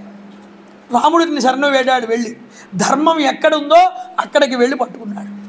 అంటే మంచి మార్గం వైపుకి నడిపేటటువంటి వాడిని ఎంచుకోవాలి మనం. ఎంచుకున్నప్పుడు ప్రహ్లాదుడు తండ్రి మాటని లెక్క చేయలేదు, హరిని కొలిచాడు. అందువల్ల అలాంటి తండ్రి కాదని తెలుసుకున్నాడు ప్రహ్లాదుడు. భరతుడున్నాడు రామాయణంలో, కైకేయి మాట వినలేదండి, తన అన్నగారి కోసం వెంపర్లాడాడు. ఏమయ్యా భరత, రావయ్యా, ఇదిగో సింహాసనం, కూర్చో, నేను ఆతిథ్యం ఇస్తున్నానన్నాడు భరద్వాజ మహర్షి వారు. చూసి ఆ సింహాసనాన్ని నమస్కారం చేసి, అయ్యా ఈ స్థానం నాది కాదు, ఈ స్థానం మా అన్నగారిది తప్ప నాది ఎప్పటికీ కాదన్నాడు. అక్కడ ఒక తులసి దళం వేశాడు, నమస్కారం చేశాడు. ఆ పక్కన ఏదో కింద చిన్న సింహాసనం ఉంటే దాని మీద కూర్చుని ఇది నా స్థానం అని చెప్పాడు. గురువు చెప్పినా వినలేదు, తల్లి చెప్పినా వినలేదు. నేను నీ గురువుని, నేను ఆజ్ఞాపిస్తున్నాను, నువ్వు రాజ్యాధికారం స్వీకరించి రామా అన్నాడు వశిష్ఠుడు. అంటే ప్రథమాధిక్రమణంలో అనేటటువంటి లేదు, ఇక్కడ మా తండ్రి గారి మాటే ముఖ్యం, నువ్వు గురువు తర్వాత, గురువు కన్నా ముందు తండ్రే ముఖ్యం అని చెప్పి ధర్మం చెప్పాడు. కాబట్టి చూడండి రామాయణంలో లక్ష్మణుడు అంతటి మరి ఎలా ఉండాలి తల్లి? లక్ష్మణుడి తల్లిలా సౌమిత్రిలాగా ఉండాలి, సుమిత్రలాగా. ఆవిడేమిందయ్యా, అమ్మా వెళ్తున్నాను అరణ్యానికి అన్నగారితో కలిసి అన్నాడు, జాగ్రత్తగా వెళ్ళిరా నాన్న. ఏంటది? రామం దశరథం విద్ది, మాం విద్ది జనకాత్మజాం, అయోధ్యాం అటవీం విద్ది, గచ్చతాత యథాసుకం. జాగ్రత్తగా వెళ్ళిరా నాయన. రామాయణంలో గొప్ప గొప్ప శ్లోకాలు ఎన్నో ఉన్నాయి, అందులో ఒక గొప్ప శ్లోకం ఇది. ఏమందావిడ? రామం దశరథం విద్ది, దశరథుణ్ణి రాముడిగా భావన చేయవయ్యా. నీ తండ్రిని చూడు, నీ యొక్క అన్నగారిని. మాం విద్ది జనకాత్మజ, జానకీదేవిలో నన్ను చూసుకో. అయోధ్య మఠమీం విద్ది, నువ్వు వెళ్ళే అరణ్యం అంతా కూడా అయోధ్యరా. రాముడు ఎక్కడుంటే అది అయోధ్య, రాముడు లేనిది నిజంగా అయోధ్య కదా, అరణ్యమే అన్నది. ఇలా భావన చేయమన్నది. కాదు, ఇంకో వ్యాఖ్యానంలో అంటారు, రామం విద్ది దశరథం విద్ది. నాయన రాముడి గురించి తెలుసుకో, దశరథుడి గురించి కూడా తెలుసుకో. ఏం తెలుసుకుంటావు? కామపురుషార్థాన్ని విడిచిపెట్టాడు రామచంద్ర ప్రభు, ధర్మాన్ని విడిచిపెట్టాడు దశరథుడు. ఎందుకు ఇంటికి పెద్ద కుమారుడికి రాజ్య పట్టాభిషేకం చేయాలి, అది ధర్మం. దాన్ని విడిచిపెట్టి కైక మాటకి వరాలు ఇచ్చాడు కాబట్టి భరతుడికి చేయవలసి వచ్చింది. ఇది ధర్మాన్ని విడిచిపెట్టడం. మాం విద్ది జనకాత్మజా విద్ది. నన్ను తెలుసుకోరా నాయన, ఏం తెలుసుకుంటావు? నేను నా భర్తకి చెప్పుకోలేని స్థితిలో ఉన్నాను. జనకాత్మజాం విద్ది. జనకాత్మజాం అంటే సీతాదేవి. సీతాదేవి గురించి కూడా తెలుసుకో. ఏం చేసింది ఆవిడ? నువ్వు అమ్మాయి ఇంట్లోనే ఉండి నేను వెళ్ళొస్తాంటే, కాదు నేను ధర్మపత్నిని, నీలో చేసే దాంట్లో ఎతి దాంట్లో నాకు భాగం ఉన్నది, నువ్వు వెళ్తే నీతో పాటు నేను రావాల్సిందేనన్నది. తన భర్త ప్రతిజ్ఞాపాలనం మీద నిలబడినప్పుడు తనకి తోడుగా అండగా నిలబడి తన భర్తని దగ్గరుండి ధర్మ పరిపాలన వైపు నడిపించిందయ్యా. నేను అలా నడిపించలేకపోయాను నా భర్తని, కాబట్టి నన్ను తెలుసుకో, జానకిని కూడా తెలుసుకో. ఇది చెప్పారు. కాదు కాదు కాదన్నారు. ఏమిటి? దశరథం రామం విద్ది. ఇక్కడ ఇంకో మాట చెప్పారు. రాముడు వెళ్ళిపోయాక దశరథుడి పని ఏమిటన్నారు? శరీరాన్ని విడిచిపెట్టేది. దశరథం రామం విద్ది. రాముడు వెళ్ళిపోయాక దశరథుడి యొక్క పరిస్థితి ఏమిటయ్యా? చనిపోవడమే. మాం విద్ది జనకాత్మజ. నేనేం చేస్తాను? ఇక ఫలానా వ్యక్తి యొక్క భార్యనని చెప్పుకోవడానికి ఉండదు. జనకాత్మజాం. నేను ఒక తండ్రి కూతురుగా మిగిలిపోతాను. ఒక తండ్రికి కూతురుగా మిగిలిపోతాను, కానీ భర్త పోయిన తర్వాత ఇంకా భర్త యొక్క భార్యగా ఉండలేనుగా. కాబట్టి మాం విద్ది జనకాత్మజాం. ఒక తండ్రికి కూతురుగా ఉంటానని గుర్తుపెట్టుకోరా నాన్న.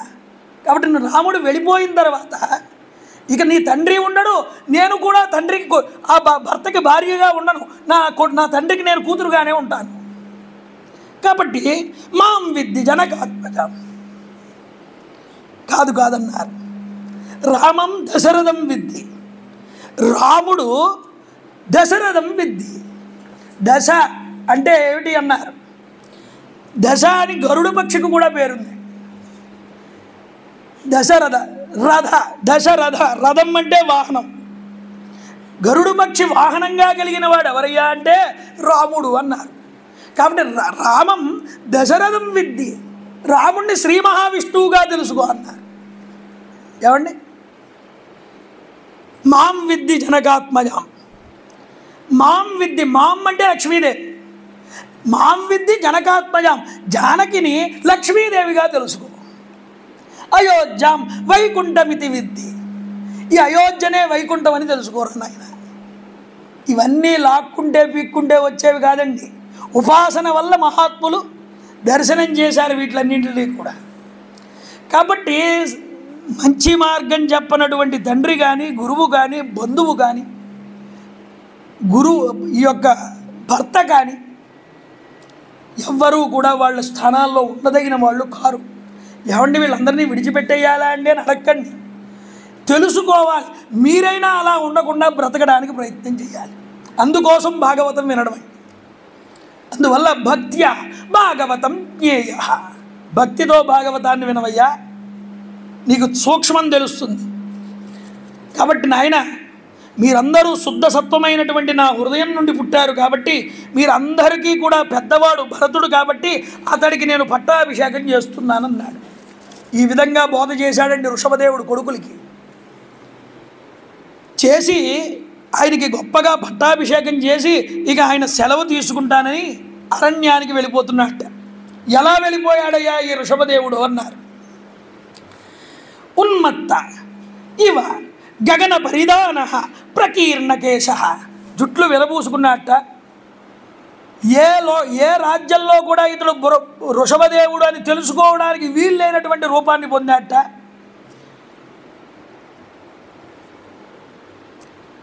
ఆహవనీయో బ్రహ్మవర్తాత్ ప్రవ్రరాజ. అవధూత లక్షణాన్ని పొందాడు. అవధూత లక్షణంతో వెళ్తున్నట్ట. జడ అంద మూక బధిర అవి పిశాచవత్ అవధూత వేషో అవి భాష్యమాణో అవి జనానాం గృహీత మౌనవ్రత స్తూష్ణీం బభూవ. జడుడి కింద కనిపించేవాట, అంధుడి కింద ఉండేవాట. చూడండి, వైరాగ్యాన్ని పొంది ఉండేవాడు. ఇతరులు తనని పలకరించినా పట్టించుకునేవాడు కాదు, చెవిటివాడిలా ఉండేవాడు. పిశాచంలాగా ఉండేవాడు, ఒక్కొక్కసారి బాలోన్మత్త పిశాచవత్, బాలుడిలాగా, ఉన్మత్తుడిలాగా, పిశాచిలాగా దత్తాత్రేయుల వారి గురించి చెప్పినప్పుడు ఈ మాటలు వాడతారండి.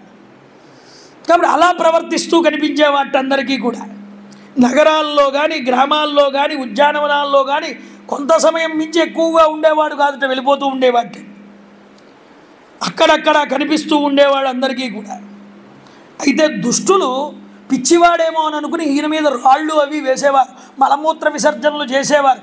వాటిని ఏమిటినీ కూడా లెక్క చేసేవాడు కాదుట.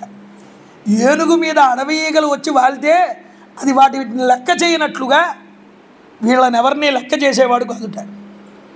ప్రకృతి పురుషుల యొక్క వివేకతత్వాన్ని ఎరిగి ఆత్మస్వరూపమునందే తను ఎప్పుడూ కూడా రమిస్తూ ఉండేవాడు. ఈ మిథ్యా శరీరం ఇది ఏమిటి, ఇది నేను కాదు, నేను నాది అనేటటువంటి భావనలన్నీ విడిచిపెట్టాడు. ఇలా వెళ్తూ ఉంటే జనులందరూ విఘ్నాలను కల్పిస్తున్నారని, ఇబ్బంది పెడుతున్నారని అజగర వృత్తిని పాటించాడు. కొండ చిలువ ఏం చేస్తుంది? అజగరము అంటే కొండ చిలువ తన దగ్గరికి వచ్చిన జీవుల్నే పట్టుకు తింటుంది, కానీ అది వెళ్ళి ఏది ఆహారాన్ని సంపాదించుకోదు. ఇంకా ఎక్కడికి వెళ్ళకూడదు అనుకున్నారట ఆయన.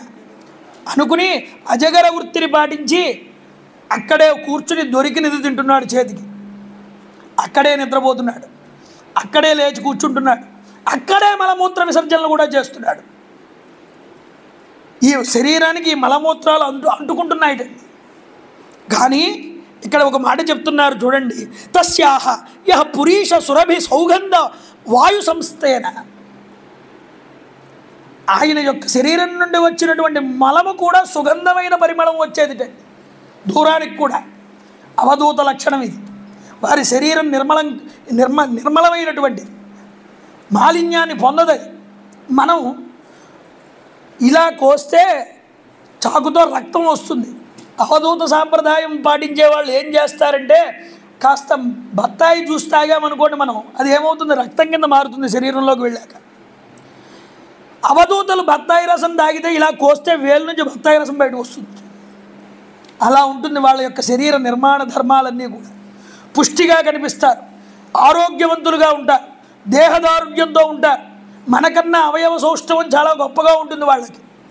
కానీ అది యోగం వల్ల వచ్చింది తప్ప ఆహార విహారాదుల వల్ల వచ్చింది కాదు. ఆ యోగాన్ని సంపాదించుకుంటారు వీళ్ళు.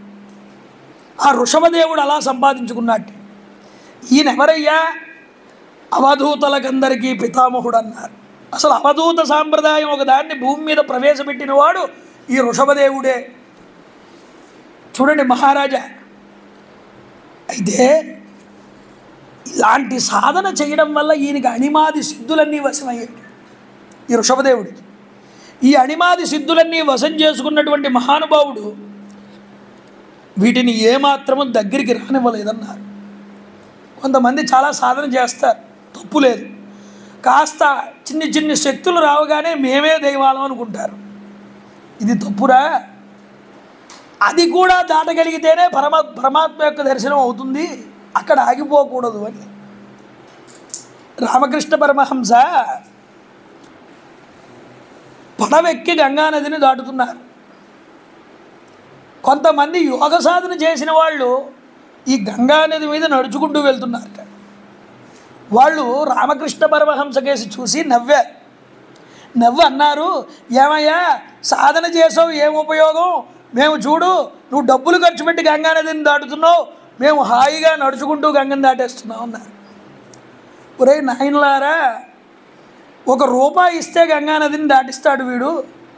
అలాంటి మాత్రం దానికి ఇంతకాలం నుంచి చేసిన తపస్సునంతటినీ వృధా చేస్తున్నారా మీరు, అది మీరు తెలుసుకోలేకపోతున్నారు అన్నాడు.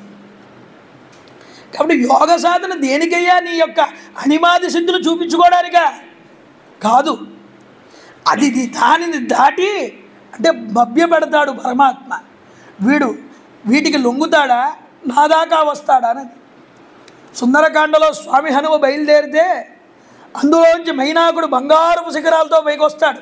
ఫల పుష్ప మధు మొదలైనవన్నీ కనిపిస్తాయి. వానరుడు కదా, చంచల లక్షణం, చపల లక్షణం. వాడి మైండ్ డైవర్ట్ అయిపోతుంది దీనికి.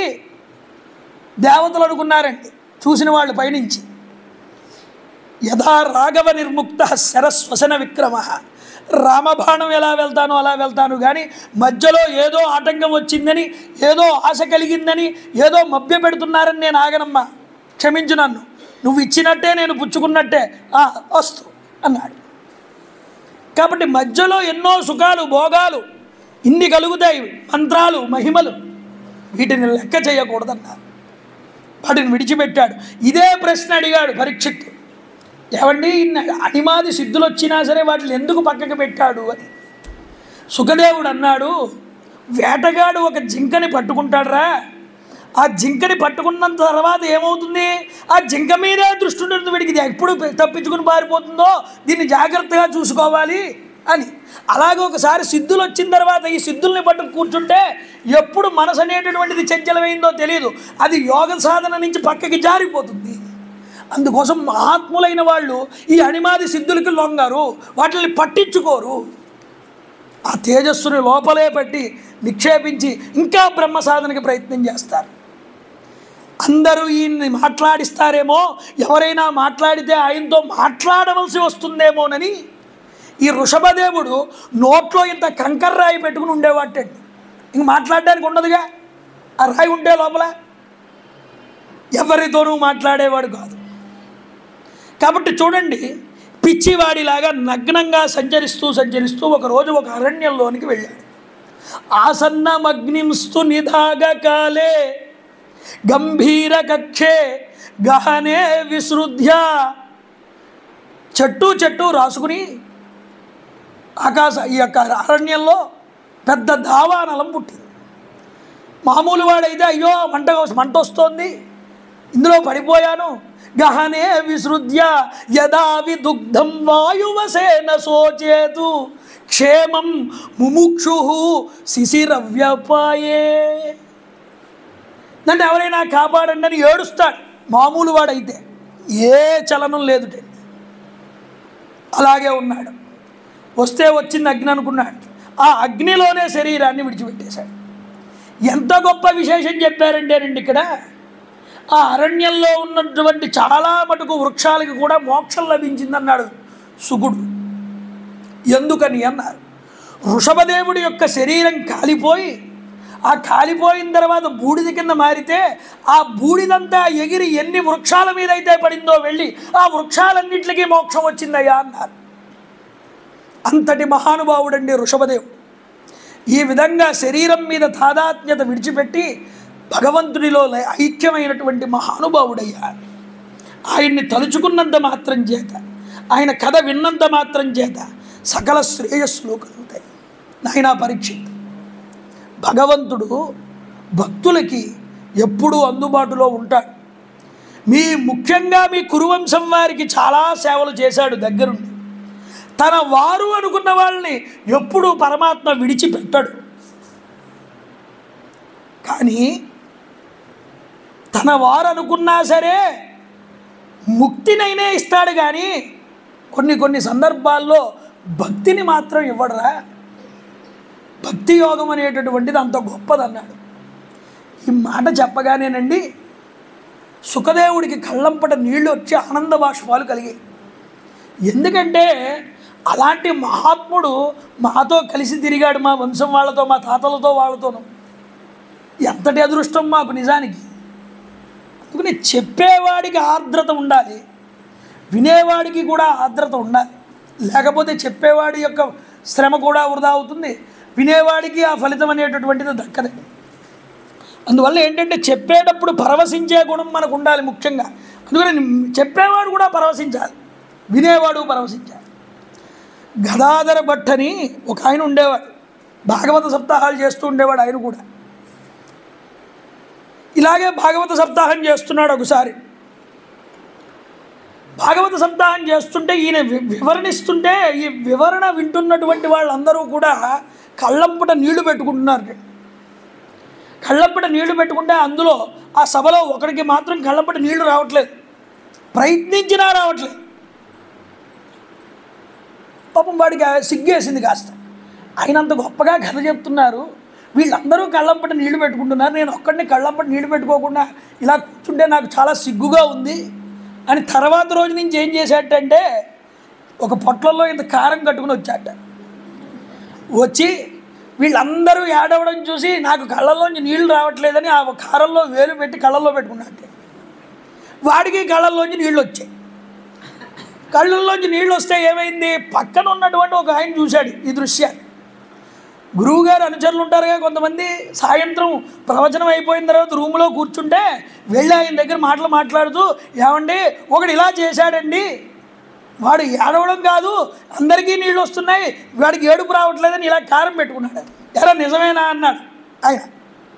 నిజమేనండి. నువ్వు చూసావా అన్నా. చూశాను. సరే అయితే ఇప్పుడే నాడు వెళ్దాం వాడి దగ్గరికి అన్నారు. బయలుదేరారండి. రాత్రి 11 అయింది అప్పటికే. సరే అయినా పర్వాలేదు వెళ్దాం నాడన్నారు. వెళ్ళి తలుపు కొట్టారు. వాడు బయటకు వచ్చాడు. ఎలా వీళ్ళు చెప్తున్నది నిజమేనా అని అడిగా. కళ్ళల్లో కారం పెట్టుకున్నావా నువ్వు అన్నా. అవునండి పెట్టుకున్నాను. ఒకసారి నీ కాళ్ళు చూపించి అన్నాడు. కాళ్ళకి నమస్కారం చేశాట ఈ గదాధర భట్టయ్య.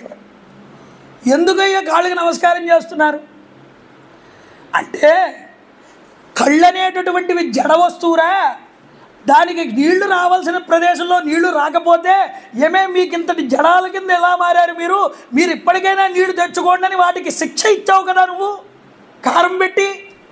అంటే ఆ పరవశించే గుణం లేదు కాబట్టి వాటిని శిక్షించావు నువ్వు. అందువల్ల నిన్ను చూసి నేను మెచ్చుకుంటున్నానని కాళ్ళకి నమస్కారం. నీ అవయవాలు నీ మాట విన్నప్పుడు శిక్షించైనా సరే వాటిని భగవంతుడి వైపుకు తిప్పడం రావాలి. ఇది చెప్పారండి ఈ విషయంలో. అందువల్ల పరవశించాలి కథ చెప్తున్నప్పుడు. ఆహా ఏమి ఆ భగవంతుడి వైభవం, ఏమిటా విధానం, ఆ వృషభదేవుడి యొక్క జీవిత విధానం ఎంత గొప్పది. ఇది తెలుసుకున్నప్పుడు కదా జన్మకి సార్థకం. అందువల్ల కళ్ళప్పటి నీళ్ళు వచ్చాయి ఆ సుఖదేవుడికి. ఇది గుర్తుపెట్టుకోవాలండి. అయితే ఈయన తర్వాత భరతుడు రాజ్య పట్టాభిషేకాన్ని పొందాడు. తన భార్య పంచజని అనేటటువంటి ఆవిడ యందు విశ్వరూప ప్రజాపతి వారి యొక్క కూతురు ఈ పంచజని. ఆ యొక్క పంచజని యందు ఈవిడికి 5 కుమారులు పుట్టారు. ఎవరు వీళ్ళు అన్నారు. సుమతి, రాష్ట్రభృతుడు, సుదర్శనుడు, ఆవరణుడు, ధూమ్రకేతువు అని వీళ్ళ పేర్లు. అజనాభము అనే పేరుతో వ్యవహరిస్తున్న ఈ భూమిని భరతఖండం కింద మార్చాడు ఈ భరతుడు. అంత గొప్పగా రాజ్య పరిపాలన చేశాడండి. ఈయన కీర్తి ప్రతిష్టలు 4 వైపులా కూడా వ్యాప్తి చెందాయి. ఇక వైరాగ్య స్థితికి చేరుకుని కొంతకాలానికి పిల్లలను పిలిచి 5 రాజ్యాన్ని అప్పగించాడు. వనాలకి వెళ్ళి ఇంకా తపస్సు చేసుకోవాలని హరిహర క్షేత్రానికి వెళ్ళాడండి. హరిద్వార్ అక్కడికి వెళ్ళి తపస్సు చేయడం మొదలుపెట్టాడు. అక్కడ పులస్యాశ్రమం ఉన్నది. ఆ ఆశ్రమంలో కూర్చొని తపస్సు చేస్తున్నాడు. తపస్సు చేస్తూ రోజు శ్రీ మహావిష్ణువుని ఆరాధన చేస్తూ ఉండేవాడు. ఆ సాలగ్రామ శిలలతో కూడుకున్న నదీ ప్రాంతం దగ్గర ఉపాసన చేస్తూ ప్రతిమను పెట్టుకుని ఆ ప్రతిమకి అభిషేకం చేసి అర్చన చేసి పూజ చేస్తూ ఉండేవాడు. ఒకరోజు ఇలాగే స్వామిని పూజించి ఆ నది ఒడ్డు దగ్గర ఒక 3 గంటల పాటు కూర్చుని ఉన్నట్టు కదలకుండా ధ్యానమగ్నుడే. అలా చూస్తూ ఉండగా ఒకరోజు ఒక సింహము యొక్క గర్జన వినిపించింది గట్టిగా. ఈ గర్జన వల్ల ఏమైందన్నారు, ఒక ఈ గర్భంతో ఉన్నటువంటి ఈ యొక్క లేడి బెదిరిపోయింది ఒక్కసారి. అది ఒక్కసారి ఈ గట్టు నుంచి అవతల గట్టుకు దూకుదామని ఆ నదిని ఒక్కసారి ఈ గట్టు నుంచి ఎగిరిందిట. ఈ భయం వల్ల సింహం వచ్చేస్తుందనమో అనేటటువంటి భయం వల్ల ఒక్కసారి ఆవిడికి ఆ యొక్క గర్భపాతం అనేటటువంటిది జరిగి ఆ జింక పిల్ల అనేటటువంటిది ఆ నదిలో పడిపోయింది. ఈవిడ అవతల వైపుకు వెళ్ళి పడిపోయి శరీరాన్ని విడిచిపెట్టింది ఈ లేడీ. ఈ దృశ్యాన్ని చూశాడు నది ఒడ్డు మీద కూర్చుని ఉన్నటువంటి ఈ భరతుడు. వెంటనే ఈ నదిలో దూకి ఆ పడిపోయిన చిన్నపిల్లని కాపాడాడు. లేడి పిల్లని జాగ్రత్తగా తీసుకొచ్చాడు, ఇంటిలో పెట్టుకున్నాడు ఆశ్రమంలో. చూడండి, భరతుడు రక్షించి ఆప్యాయతతో లాలిస్తున్నాడు ఈ జింకపిల్లని. దానితో ఆడుకుంటున్నాడు, దాన్ని ప్రేమతో ఇలా సాకుతున్నట్ట. రోజు కూడా కూర్చుని దానితో ఆటలాడుతున్నట్ట. నిత్యము కూడా చేయవలసిన యమ నియమ ఆచరణాది క్రతువులన్నీ కూడా అటకెక్కాయి. ఈయన దృష్టంతా ఈ జింకపిల్ల మీదకు వెళ్ళిపోయింది. ఇలా వెళ్ళిపోయినా ఆయనకి ఆయన సమర్థించుకోవాలిగా. రే సంధ్యావందనం సమయం అయింది, అనుష్ఠానం చేసుకోవాల్సిన సమయం అయింది, వీటిని చేసుకోకుండా నువ్వు జింకపిల్లతో ఆడుకుంటున్నావు, ఇది ఎంతవరకు న్యాయం అని నీ అంతరాత్మే అడిగేది ఆయన్ని. ఆ అంతరాత్మ అడిగితే ఆ అంతరాత్మకి సమాధానం చెప్పుకునేవాట ఈ భరతుడు. ఏమని సమాధానం చెప్పేవాటంటే, నాణ్యం కంచన వేదమయి అతి విశ్రబ్ధ చ అతయేవ మాయ మత్పరాయణస్య పోషణ పాలన ప్రీణన లాలన. ఈ జింకపిల్లని నేను కాపాడాను, దీనికి ఎవరూ లేరు తల్లిదండ్రులు. ఈ యొక్క జింకపిల్ల నన్ను శరణు వేడింది, దీన్ని నేను కాపాడకపోతే నేను తప్పు చేసిన వాడిని అవుతాను. శరణాగతుల్ని కాపాడడం అనేటటువంటిది ధర్మమేగా, అందువల్ల నేను దీన్ని రక్షించాను అనుకుని సమర్థించుకున్నట్టండి ఆయన. కాదుట దీనికి లాలన పోషణ పాలన అనేది యాక్చువల్గా ఎవరు చేయాలి? తల్లిదండ్రులు చేయాలి. దీని తల్లి చచ్చిపోయింది, ఇది నన్ను శరణు వేడింది కాబట్టి దీన్ని లాలన చేయాల్సిన పోషణ చేయాల్సిన బాధ్యత అంతా నాది అనుకున్నట్ట. ఈ నాది అనుకోవడమే చాలా కొంప ముంచుతుంది. నాదనుకున్నాడు, కాదు ఇది చిన్నపిల్ల, దీన్ని నేనే కాపాడాను, దీన్ని రక్షించాల్సిన బాధ్యత కూడా నాదే అని ఆయనకి ఆయన సమర్థించుకుంటూ దాని మీదే మోహాన్ని పెంచేసుకున్నాడు. ఇది కృతానుషంగ ఆసన శయనాటన స్థాన శనాదిషు సహ మృగజహూనా స్నేహానుబద్ధ హృదయ ఆసీత్. కూర్చున్నప్పుడు కానీ, పడుకున్నప్పుడు కానీ, అటు ఇటు తిరుగుతున్నప్పుడు కానీ, నిలుచున్నప్పుడు కానీ, భుజిస్తున్నప్పుడు కానీ ఈ జింక పిల్ల మీదే దృష్టి, మరో దృష్టి లేదు. ధ్యానం కూడా లేదు, ఈ జింక పిల్లే ధ్యానం. అడవి జంతువులు ఏవైనా దీన్ని హాని చేసేస్తాయేమో కుటీరంలో పెట్టి బయటికి వెళ్తే అనుకుని ఆయన బయటికి సమిధలు తేవడానికి వెళ్ళినా, ఏ పళ్ళో కోసుకోవడానికి వెళ్ళినా దీన్ని వెంటనే చంకలో వేసుకు తీసుకుపోయేవాట. ఆ సమయంలో కూడా విడిచిపెట్టేవాడు కాదు. నిత్య నైమిత్తికమైనటువంటి కార్యాలన్నీ చేసేటప్పుడు భరతుడికి మధ్యలో ఈ జింకపిల్లే గుర్తొస్తూ ఉండేది, కానీ వాటి మీద దృష్టి ఉండేది కాదు. ఎప్పుడైనా సరే ఈ జింక కనపడకపోతే దీని గురించి విలవిలలాడిపోయేవాటండి. మనసంతా చాలా ఇబ్బంది పడిపోయేది.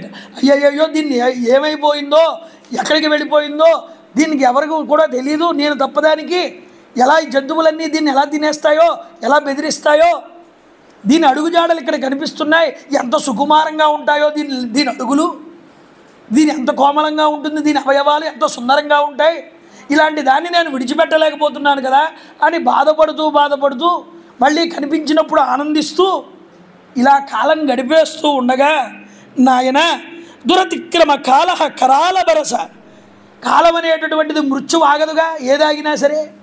ఈ మృత్యువు సమీపించిందన్న ఈ భరతుడికి. ఈ మృత్యు సమయంలో కూడా వెళ్ళిపోతూ ఈ జింకపిల్ల ఏమైపోతుందో అనుకున్నాడు. ఆ దూరంగా చనిపోయేటప్పుడు వీడి దృష్టి పదంలో అది పడింది, అది దూరంగా కనిపించింది ఈ జింకపిల్ల. అరే దీన్ని ఎవరు పోషిస్తారో, ఇప్పుడు ఏమైపోతుందో. నిన్న చెప్పుకున్నాగా, మనసు దేన్ని పట్టుకుంటే చిట్ట చివర అది పట్టేసుకుంటుంది వెంటనే వెళ్ళి జీవుడు. ఈ జింక మీద వ్యామోహంతో శరీరాన్ని విడిచిపెట్టేశాడండి. విడిచిపెడితే మళ్ళీ తర్వాత జన్మలో లేడీలాగానే పుట్టాడు ఆయన భరతుడు. కాబట్టి రాజభరతుడల్లా కూడా మృగభరతుడు అయ్యాడు. కానీ ఆయన చేసిన తపస్సు చాలా గొప్పదండి. ఆ తపస్సు వల్ల కొద్దిగా పుణ్యఫలితం ఉండడం వల్ల పూర్వజన్మ స్మృతి పోలేదు ఆయన. అర్రెర్రే, ఒక జింక మీద దృష్టి పెట్టుకుని అనవసరంగా ఇంత దారుణమైనటువంటి స్థితికి వెళ్ళాను నేను. ఇప్పుడు నా జీవితం ఏమిటి, ఇలా అయిపోయింది. ఈ జీవితం మళ్ళీ నేను ఎప్పటికి ఉద్ధరించబడుతుంది, ఎప్పుడు నాకు ముక్తి లభిస్తుంది, ఇంకా నేను జీవితంలో దేని మీద సంఘాన్ని పెట్టుకోకూడదని ఒక దృఢ నిశ్చయానికి వచ్చాడు. ఆ పులశ్చాశ్రమం దగ్గరే పుట్టాడు, మళ్ళీ అక్కడే తిరిగాడు. ఎవరితో కూడా సాంగత్యంతో ఉండేవాడు కాదు, ఏ మృగాలతో కూడా కలిసేవాడు కాదు. దూరంగా ధ్యానం నందు ఉండేవాడు, కూర్చొని కళ్ళు మూసుకుని. అలా ఏమీ తినేవాడు కాదుట. ఎండిపోయిన ఆకుల్ని మాత్రమే తింటూ ఉండేవాడు. ఎందుకంటే పచ్చాకులు తినకూడదా అంటే, దాని మీద ఏమైనా కానీ కీటకములు కానీ పురుగులు కానీ ఉంటే వాటిని ఏమైనా ఇబ్బంది పెట్టాల్సి వస్తుందేమోనని ఎండిపోయిన తృణాలు మాత్రమే తింటూ కాలాన్ని గడుపుతున్నాడు. ఎప్పుడు ఈ శరీరం పోతుందా అని ఎదురు చూస్తున్నాడు. ఇలా చూస్తూ ఉండగా ఒకరోజు ఈ శరీరం పడిపోయింది. జింక శరీరం పడిపోతే ఈ యోగ సాధన వల్ల ఏమైంది అంటే ఈయన ఒక బ్రాహ్మణ వంశంలో పుట్టాడండి. తర్వాత జన్మ పురాణం ఎంత గొప్పది అంటే చరిత్రకి పురాణానికి ఇదే తేడానండి. అల్లూరి సీతారామరాజు చరిత్ర అన్నాం అనుకోండి, ఆయన బాల్యం నుండి ఆయన చనిపోయేదాకా ఏం చేశాడని చెప్తుంది చరిత్ర. పురాణం ఏం చెప్తుందంటే వీడు ఈ జన్మలో ఏం చేస్తే తర్వాత జన్మ వచ్చింది, ఆ జన్మలో ఇతడు ఏమయ్యాడని కూడా చెప్పేది పురాణం. కాబట్టి జన్మని ఎంత జాగ్రత్తగా ఉపయోగించుకోవాలో పురాణం మనకి బోధిస్తుందండి. అందుకని ఇక్కడ ఈ విషయాన్ని చెప్తున్నారు. ముఖ్యంగా భరతుడికి 3 రకాలైనటువంటి జన్మలు వచ్చాయి. ఇక్కడ రజోగుణ సంబంధమైన జన్మ, తమోగుణ సంబంధమైనటువంటి జన్మ, సత్వగుణ సంబంధమైనటువంటి జన్మ. రాజుగా పుట్టినప్పుడు రజోగుణం ఉన్నది, అందువల్లే జింక మీద వ్యామోహం వచ్చింది. ఇక జింకగా పుట్టడం అంటే తమోగుణమే, ఒక మృగం జన్మ, అది తమోగుణం జన్మ. ఇప్పుడు బ్రాహ్మణుడిగా పుట్టాడండి, ఇది సత్వగుణ జన్మ. అందుకని పెద్దలు ఏమన్నారంటే భరతుడికి ఇదే ఆఖరి జన్మ అన్నారు, వ్యాఖ్యానగా పెద్దలు అందరూ. కాబట్టి ఇక్కడ చూడండి, అంగీరస గోత్రానికి చెందినటువంటి ఒక బ్రాహ్మణుడు ఉన్నాడు. వేదాలు చక్కగా చదువుకున్నాడు, శిష్యులున్నారు, అధ్యాపన చేయించాడు వాళ్ళ చేత, అతిథి అభ్యాగతుల్ని సేవించాడు, అధ్యాయన అధ్యాపన దాన ప్రతిగ్రహ యజన యాజన ఈ 6 చేశాడు. ఒక బ్రాహ్మణుడికి ఉండవలసిన 6 ధర్మాలు నెరవేర్చాడు. అయితే ఇతడికి 2 భార్యలు ఉన్నారు. పెద్ద భార్యకి 9 పుత్రులు, రెండవ భార్యకి కవల పిల్లలు పుట్టారు, ఒక ఆడపిల్ల ఒక మగపిల్లవాడు. అందులో మగపిల్లవాడి కింద ఈ యొక్క భరతుడు పుట్టాడు. లేడిగా ఉన్న భరతుడు విప్రభరతుడు అయ్యాడు. ఈయననే జడభరతుడు అని పేరు పెట్టారు. ఎందుకుట? ఈయనకి పూర్వజన్మ స్మృతి ఉన్నది. రాజుగా ఉండి ఏ తప్పు వల్ల జింక జన్మ ఎత్తాడో అటువంటి తప్పిదం నా జీవితానికి ఇంకా రాకూడదని ఈ సంఘాన్ని విడిచిపెట్టి వైరాగ్య స్థితిని పొందాడు. దేని మీద దృష్టి లేదు, మౌనంగా ఉండేవాట, జడుడిలాగా ఉండేవాట. అందువల్ల ఇతనికి జడభరతుడు అని పేరు వచ్చింది. తండ్రి చాలా ప్రయత్నం చేశాడు, బలవంతంగా ఉపనయనం చేశాడు, గాయత్రి ఉపదేశం చేశాడు, వేదాధ్యయనం చేయించాడు, ఏమీ వంట పట్టలేదు. వంట పట్టకపోవడం ఏమిటి అన్నీ ఆయనకి తెలుసు, కానీ తెలియని వాడిలా ఉన్నాడు. అలా చూడండి, చెప్పి చెప్పి చెప్పి తండ్రికి కూడా కాలమృత్యువు కాలం సమీపించి ఆయన శరీరాన్ని విడిచిపెట్టాడు. భర్త పోయాడని ఈ రెండవ భార్య భర్తతో పాటు సహగమనం చేస్తూ ఈ 2 పిల్లల్ని కూడా పెద్ద భార్యకి అప్పగించింది, చూసుకుంటూ ఉండమ్మా అని. ఇక్కడ 9 కుమారులు ఉన్నారుగా, పెద్ద అన్నలు వీళ్ళందరూ. వీడికి చాలా బలవంతంగా ఇవరే ఈ పని చేయి ఆ పని చేయి అంటే, ఇది నేర్చుకో అది నేర్చుకో అంటే నేర్చుకునేవాడు కాదు, ఏ పని చెప్పినా చేసేసేవాడే. ఓహో వీడు పనులు బాగా చేస్తున్నాడు, వీడికి వంట పట్టలేదు విద్య, వీడిని పనుల్లోనే పెట్టాలి అని. ఎందుకు పనుల్లో పెట్టారంటే లేకపోతే బయటికి వెళ్ళి కూలి పని చేసుకుంటూ ఉండేవాట. ఎవరైనా ఏదైనా పని చేస్తే కూలీకి వెళ్ళి ఆ పని చేసుకుని ఇంటికి వచ్చేవాట. వదిన గారు ఏ పని చెప్పినా చేసేసేవాట. బయట ఎవరో పనులు చేయించుకోవడం ఎందుకు, చేసేవాడు ఇంట్లో ఉండగా మన పొలం పనులే వీడికి అప్పచెప్దామని, రే పొలంలో నీళ్లు పెట్టు, పొలంలో కాపుకాయ, అక్కడే ఉండు అని పనులు పురమాయిస్తూ అన్నదమ్ములు రాత్రి ఇంటికి వచ్చిన తర్వాత వదిన గారు వదిలిన అన్నం పెట్టేవారు. ఇతనికి ఎలా పెట్టేవారయ్యా అని, కుడితి ఉంటుంది చూసారా, ఆవులకు పెట్టే కుడితి, ఆ మినప పొట్టు, ఆ పళ్ళు తినేసిన తర్వాత ఉన్న తొక్కలు, ఆ మాడిపోయినటువంటి అడుగంటిపోయినటువంటి అన్నం ముద్దలు తీసుకొచ్చి ఒక బేసన్లో వేసి అవన్నీ కలిపేసి తినేరా అనేవారట. ఏమీ మాట్లాడకుండా ఏదో రుచి పదార్థాన్ని తిన్నంతగా ఆస్వాదిస్తూ తినేసేవాట. ఏమి ఇది రుచిగా ఉందని కానీ, అది బాగోలేదని కానీ, ఇది కావాలని కానీ, ఇది చెయ్యాలని కానీ ఏమీ లేదు. అంతా పరమాత్మనే చూస్తున్నాడు. నాకు ఇదే జీవితం, ఈ శరీరం నిత్యం కాదనే స్థితిలోకి వెళ్ళిపోయాడు. ఒకరోజు ఇలాగే అన్నగారు ఏమన్నారంటే, నాయనా ఇంటి దగ్గర పొలం దగ్గరికి వెళ్ళు, అక్కడ కంచె మీద కూర్చుని కాపు కాస్తూ ఉండు, పంటని పాడు చేయకుండా ఏ జంతువులును. కూర్చున్నాడు వెళ్ళి పొలం దగ్గర గట్టు మీద.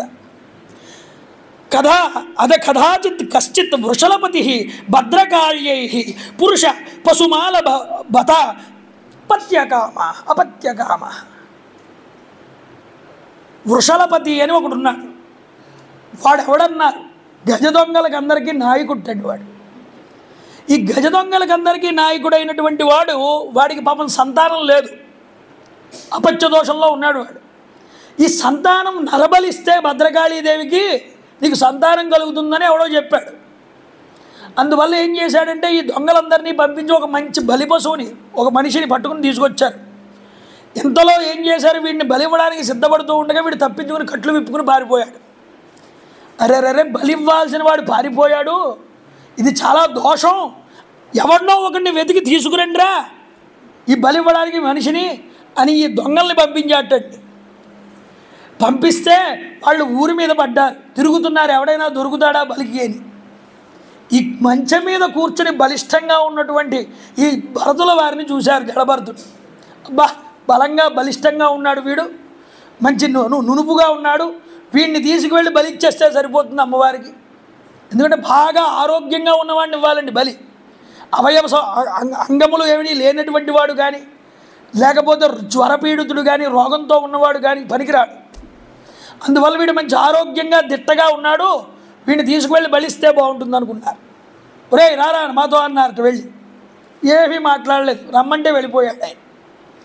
రమ్మన్నారు, వాడికి చక్కగా స్నానం చేయించారు, అలంకరించారు ఆభరణాలతో, భోజనం మంచి మృష్టాన్న భోజనం పెట్టారు, తినేశాడు. వాళ్ళు ఏం చెప్తే అది చేసేశాడు. అయితే రా ఇలా వచ్చి పడుకో అన్నారు, పడుకున్నాడు. పైన పెద్ద గుడ్డ ఒకటి కప్పారు. ఆయా సిద్ధం చేసాం బలి పశువుని, మీరు రావచ్చన్నారు వృషలపతిని. ఆయన వచ్చాడు. వచ్చి అమ్మవారికి నమస్కారం చేసి కత్తెత్తి, ఆ యొక్క యోగి మహానుభావుడు ఒక్కసారి దేవీ మంత్రాలు చదువుతూ ఆ భరతుడి యొక్క తల నరుకుదామని కత్తితో నరకబోతూ ఉన్నట్టు. చూడండి ఒక్కసారి ఇక్కడ ఈ ఆపద సమయంలో కూడా హింసని నిషేధించాలనేటటువంటి ఆలోచన ఆయనకి లేదు. అయితే చూడండి ఇక్కడ ఏం చేస్తున్నాడు, బ్రహ్మతేజో సంపన్నుడు, బ్రాహ్మణ కుమారుడు, అంతటా కూడా పరమాత్మని దర్శనం చేస్తున్నటువంటి వాడు. ఈయన్ని పడుకోబట్టి బలివ్వబోతుంటే భద్రకాళీదేవికి వేడొచ్చిందిటండి. ఆవిడికి కోపం వచ్చింది. ఆ విగ్రహాన్ని బద్దలు కొట్టుకుని అందులో నుంచి భద్రకాళీదేవి వచ్చిందిట బయటికి. ఎందుకని? నారాయణుడే నారాయణీ రూపంలో తిరుగుతూ ఉంటాడు జనుల్ని కాపాడడం కోసం. దేవతా స్వరూపాలన్నీ ఆయన రూపాలేనండి. జనుల్ని రక్షించడం కోసం, తన భక్తుల్ని రక్షించడం కోసం ముఖ్యంగా. అంతటి వైరాగ్య సంపన్నుడు, జ్ఞాన సంపన్నుడు, ముక్తయోగి, ఇంతటి గొప్పవాడు ఇలా ఏమీ పట్టించుకోకపోతే కాపాడాల్సిన బాధ్యత ఎవరిది? భగవంతుడిదే. ఆవిడ వచ్చి ఒక్కసారి ఆ కత్తి లాక్కుందిట వృషభపతి దగ్గర నుంచి. లాక్కుని ఆ కత్తితో వృషభపతి తల తీసేసింది. అక్కడ ఉన్న మిగతా వాళ్ళందరినీ కూడా నరికేసిందిట. నరికేసి ఆ రక్తపు మడుగులో ఆ రక్తాన్ని తాగుతూ తన సైన్యాన్ని వెంటబెట్టుకుని వచ్చి నృత్యం చేసిందయ్యా సభలో. ఈ జడభరతుడు ఏమీ పట్టించుకోలేదు. అమ్మవారు వచ్చారని కానీ, ఆవిడికి నమస్కరించాలి అని కానీ, ఆవిడికి అసలు కనిపించని వస్తువే ఉంది, అన్నింటిలోనూ ఆవిడే కనిపిస్తుందిగా ఈ జడభరతుడికి. కాబట్టి ఆయన సరే వెళ్ళిపోయారు అక్కడి నుంచి. ఎందుకంటే బలి ఇవ్వలేదుగా. అక్కడి నుంచి నడుచుకుంటూ ముందరికి వెళ్ళిపోతున్నాడు. వెళ్ళిపోతూ ఉంటే అది సింధు సౌవీరపతే రఘుగుణస్య వ్రజత. సింధు సౌవీర రాష్ట్రాలకు అధిపతి అయినటువంటి రఘుగుణ మహారాజు అనేటటువంటి ఒక మహారాజు. ఈ మహారాజు గారు ఏం చేస్తున్నారు, పల్లకి ఎక్కి బోయలు మోస్తూ ఉంటే ఆ పల్లకి మీద జ్ఞానోపదేశం పొందడానికి వెళ్తున్నాడు. ఎక్కడికి? కపిలాశ్రమానికి. వెళ్తూ వెళ్తూ ఉండగా ఒక బోయికి కాస్త వాడికి స్వస్థత కుదరక వాడు వెళ్ళిపోయాడు, రోగం వచ్చింది. ఇప్పుడు ఎవరు దీన్ని మోయడానికి ఎవరు కావాలి? ఎవరో ఒకళ్ళు కావాలి. అక్కడ కూర్చుని కనిపించాడు ఈ జడభరతుడు. నాయన వస్తావా, మోస్తావా పలక్కి అన్నారు. మోస్తానన్నాడు. వచ్చాయన్నారు. తీసుకువెళ్ళి ఆ పలక్కిని మోయిస్తున్నారు ఇతని చేత. వాళ్ళు నడుస్తున్నారు, ఇతను నడుస్తున్నాడు. ఇతను చాలా మెల్లగా నడుస్తున్నాడు. ఎందుకంటే కింద చూసుకుంటున్నాడు, ఏదైనా జీవులు, చీమలు, క్రిమి కీటకాలు ఏమైనా ఉంటే గమ్మును తొక్కేస్తానేమోనని జాగ్రత్తగా కింద చూసుకుంటూ అడుగులో అడుగు వేస్తున్నాడు. వాళ్ళు నడిచే నడకకి ఇతను నడిచే నడకకి తేడా కుదరలేదు, పొంతన కుదరలేదు, తేడా వచ్చింది. రాజు ఈ పల్లకి అటు ఇటు ఊగుతుంటే కాస్త ఇబ్బంది పడి, ఎవర్రా ఈ ఇబ్బంది పెడుతున్నారు, ఈ పల్లకిని సరిగ్గా నడపకుండా ముందరకి. అందులో ఒకడన్నాడు, మేము బాగానే నడుస్తున్నామండి, ఈ కొత్తగా వచ్చిన వాడే సరిగ్గా మాతో కలవట్లేదు, ఇతడిదే తప్పని. అయితే చెట్టులో ఒకడు తప్పు చేస్తే దాని ప్రభావం మిగతా అందరి మీద పడుతుంది, అందువల్ల అసలు మొత్తానికి పని చెడిపోతుందని ఒకసారి అతడికి వేసి చూశాడు ఈయన రాజుగారు. కాబట్టి మందలించాలి మొదటిసారి అయినా సరే అని మందలిస్తున్నాడు. ఆయన అంటున్నాడు, ఏమయ్యా నవ్వే అట్ట ఒక నవ్వు అంటున్నాడు, చాలా సోదరా అని మాట్లాడుతున్నాడు సంబోధన. అహో కష్టం భ్రాతరహ, ఓ సోదరా నీకు చాలా కష్టం వచ్చిందయ్యా, ఎంత కష్టపడిపోతున్నావో నువ్వు, ఎందుకంటే చాలా దూరం నుంచి మోస్తున్నావు కదా నన్ను, అంటే ఏమి ఇప్పుడే కదా మొదలెట్టింది అని అర్థం. చాలా దూరం నుంచి మోస్తున్నావుగా, నిజంగా చాలా అలసిపోయి ఉన్నావులే. ఈ పల్లక్కి మోసేటప్పుడు మిగతా వాళ్ళకన్నా ఎక్కువగా నువ్వే ఎక్కువ బరువు మోస్తున్నావు, కాబట్టి బాగా బక్క చిక్కిపోయి ఉన్నావేమో, చాలా ఇబ్బంది పడుతున్నావు మోయడానికి అన్నట్టు.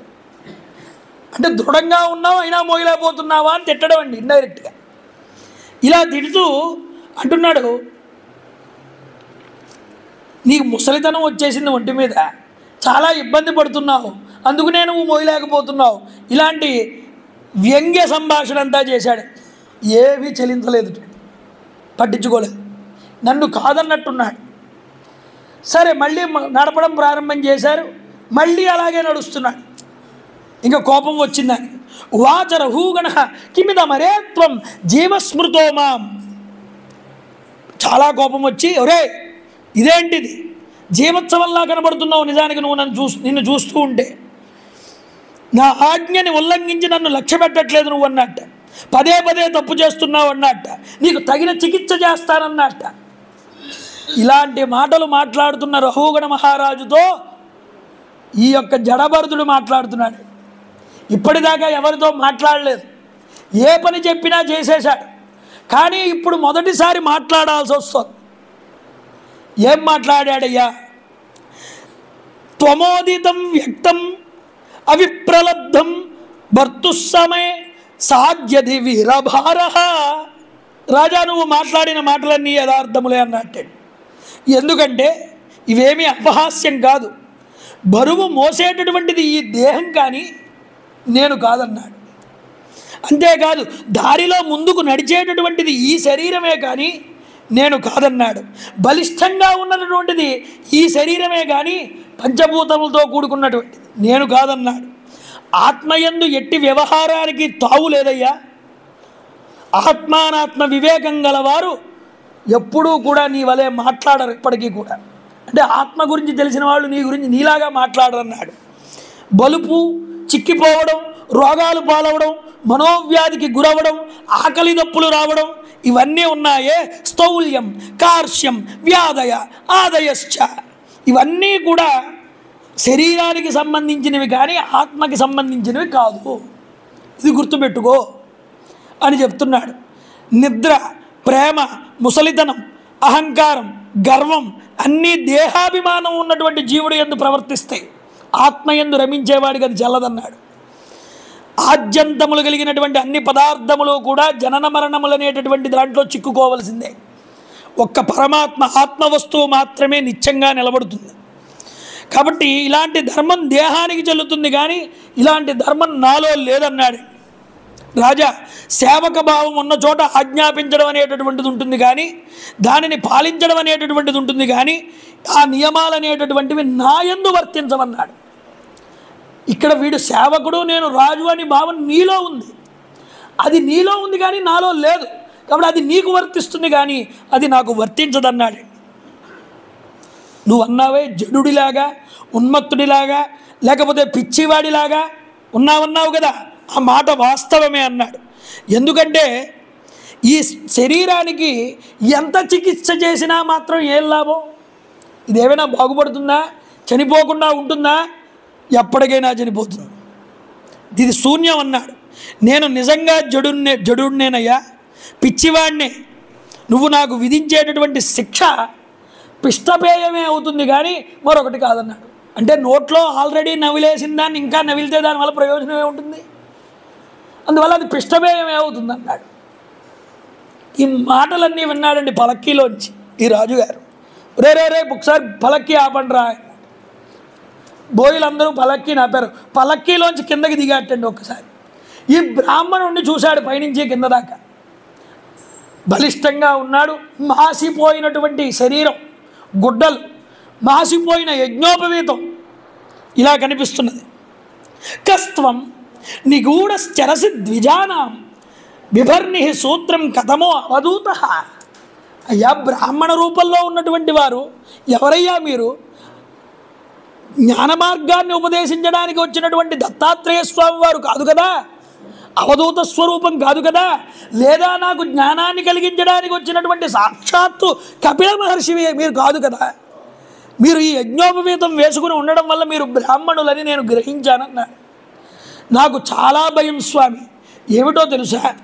నాహం విశంకే సుర రాజవజ్రాత్ నా త్రక్షశూలాం యమస్య దండాత్ నా అగ్ని అర్క సోమ అనిల విత్తపాస్త్రాత్ శంకే వృషం బ్రహ్మకుల అవమానాత్.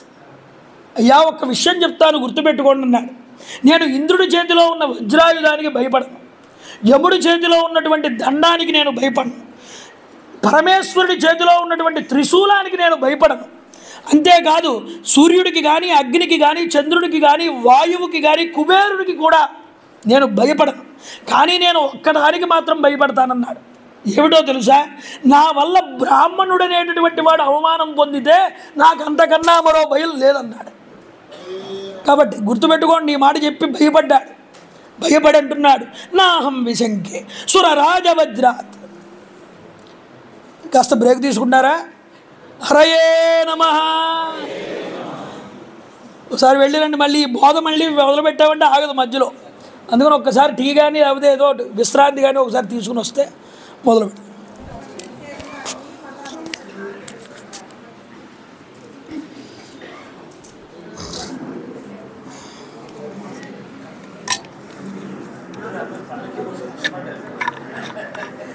అన్నారు పల్లకిల్లి మోసి చాలా కష్టపడ్డారంటున్నారు ఇక్కడ.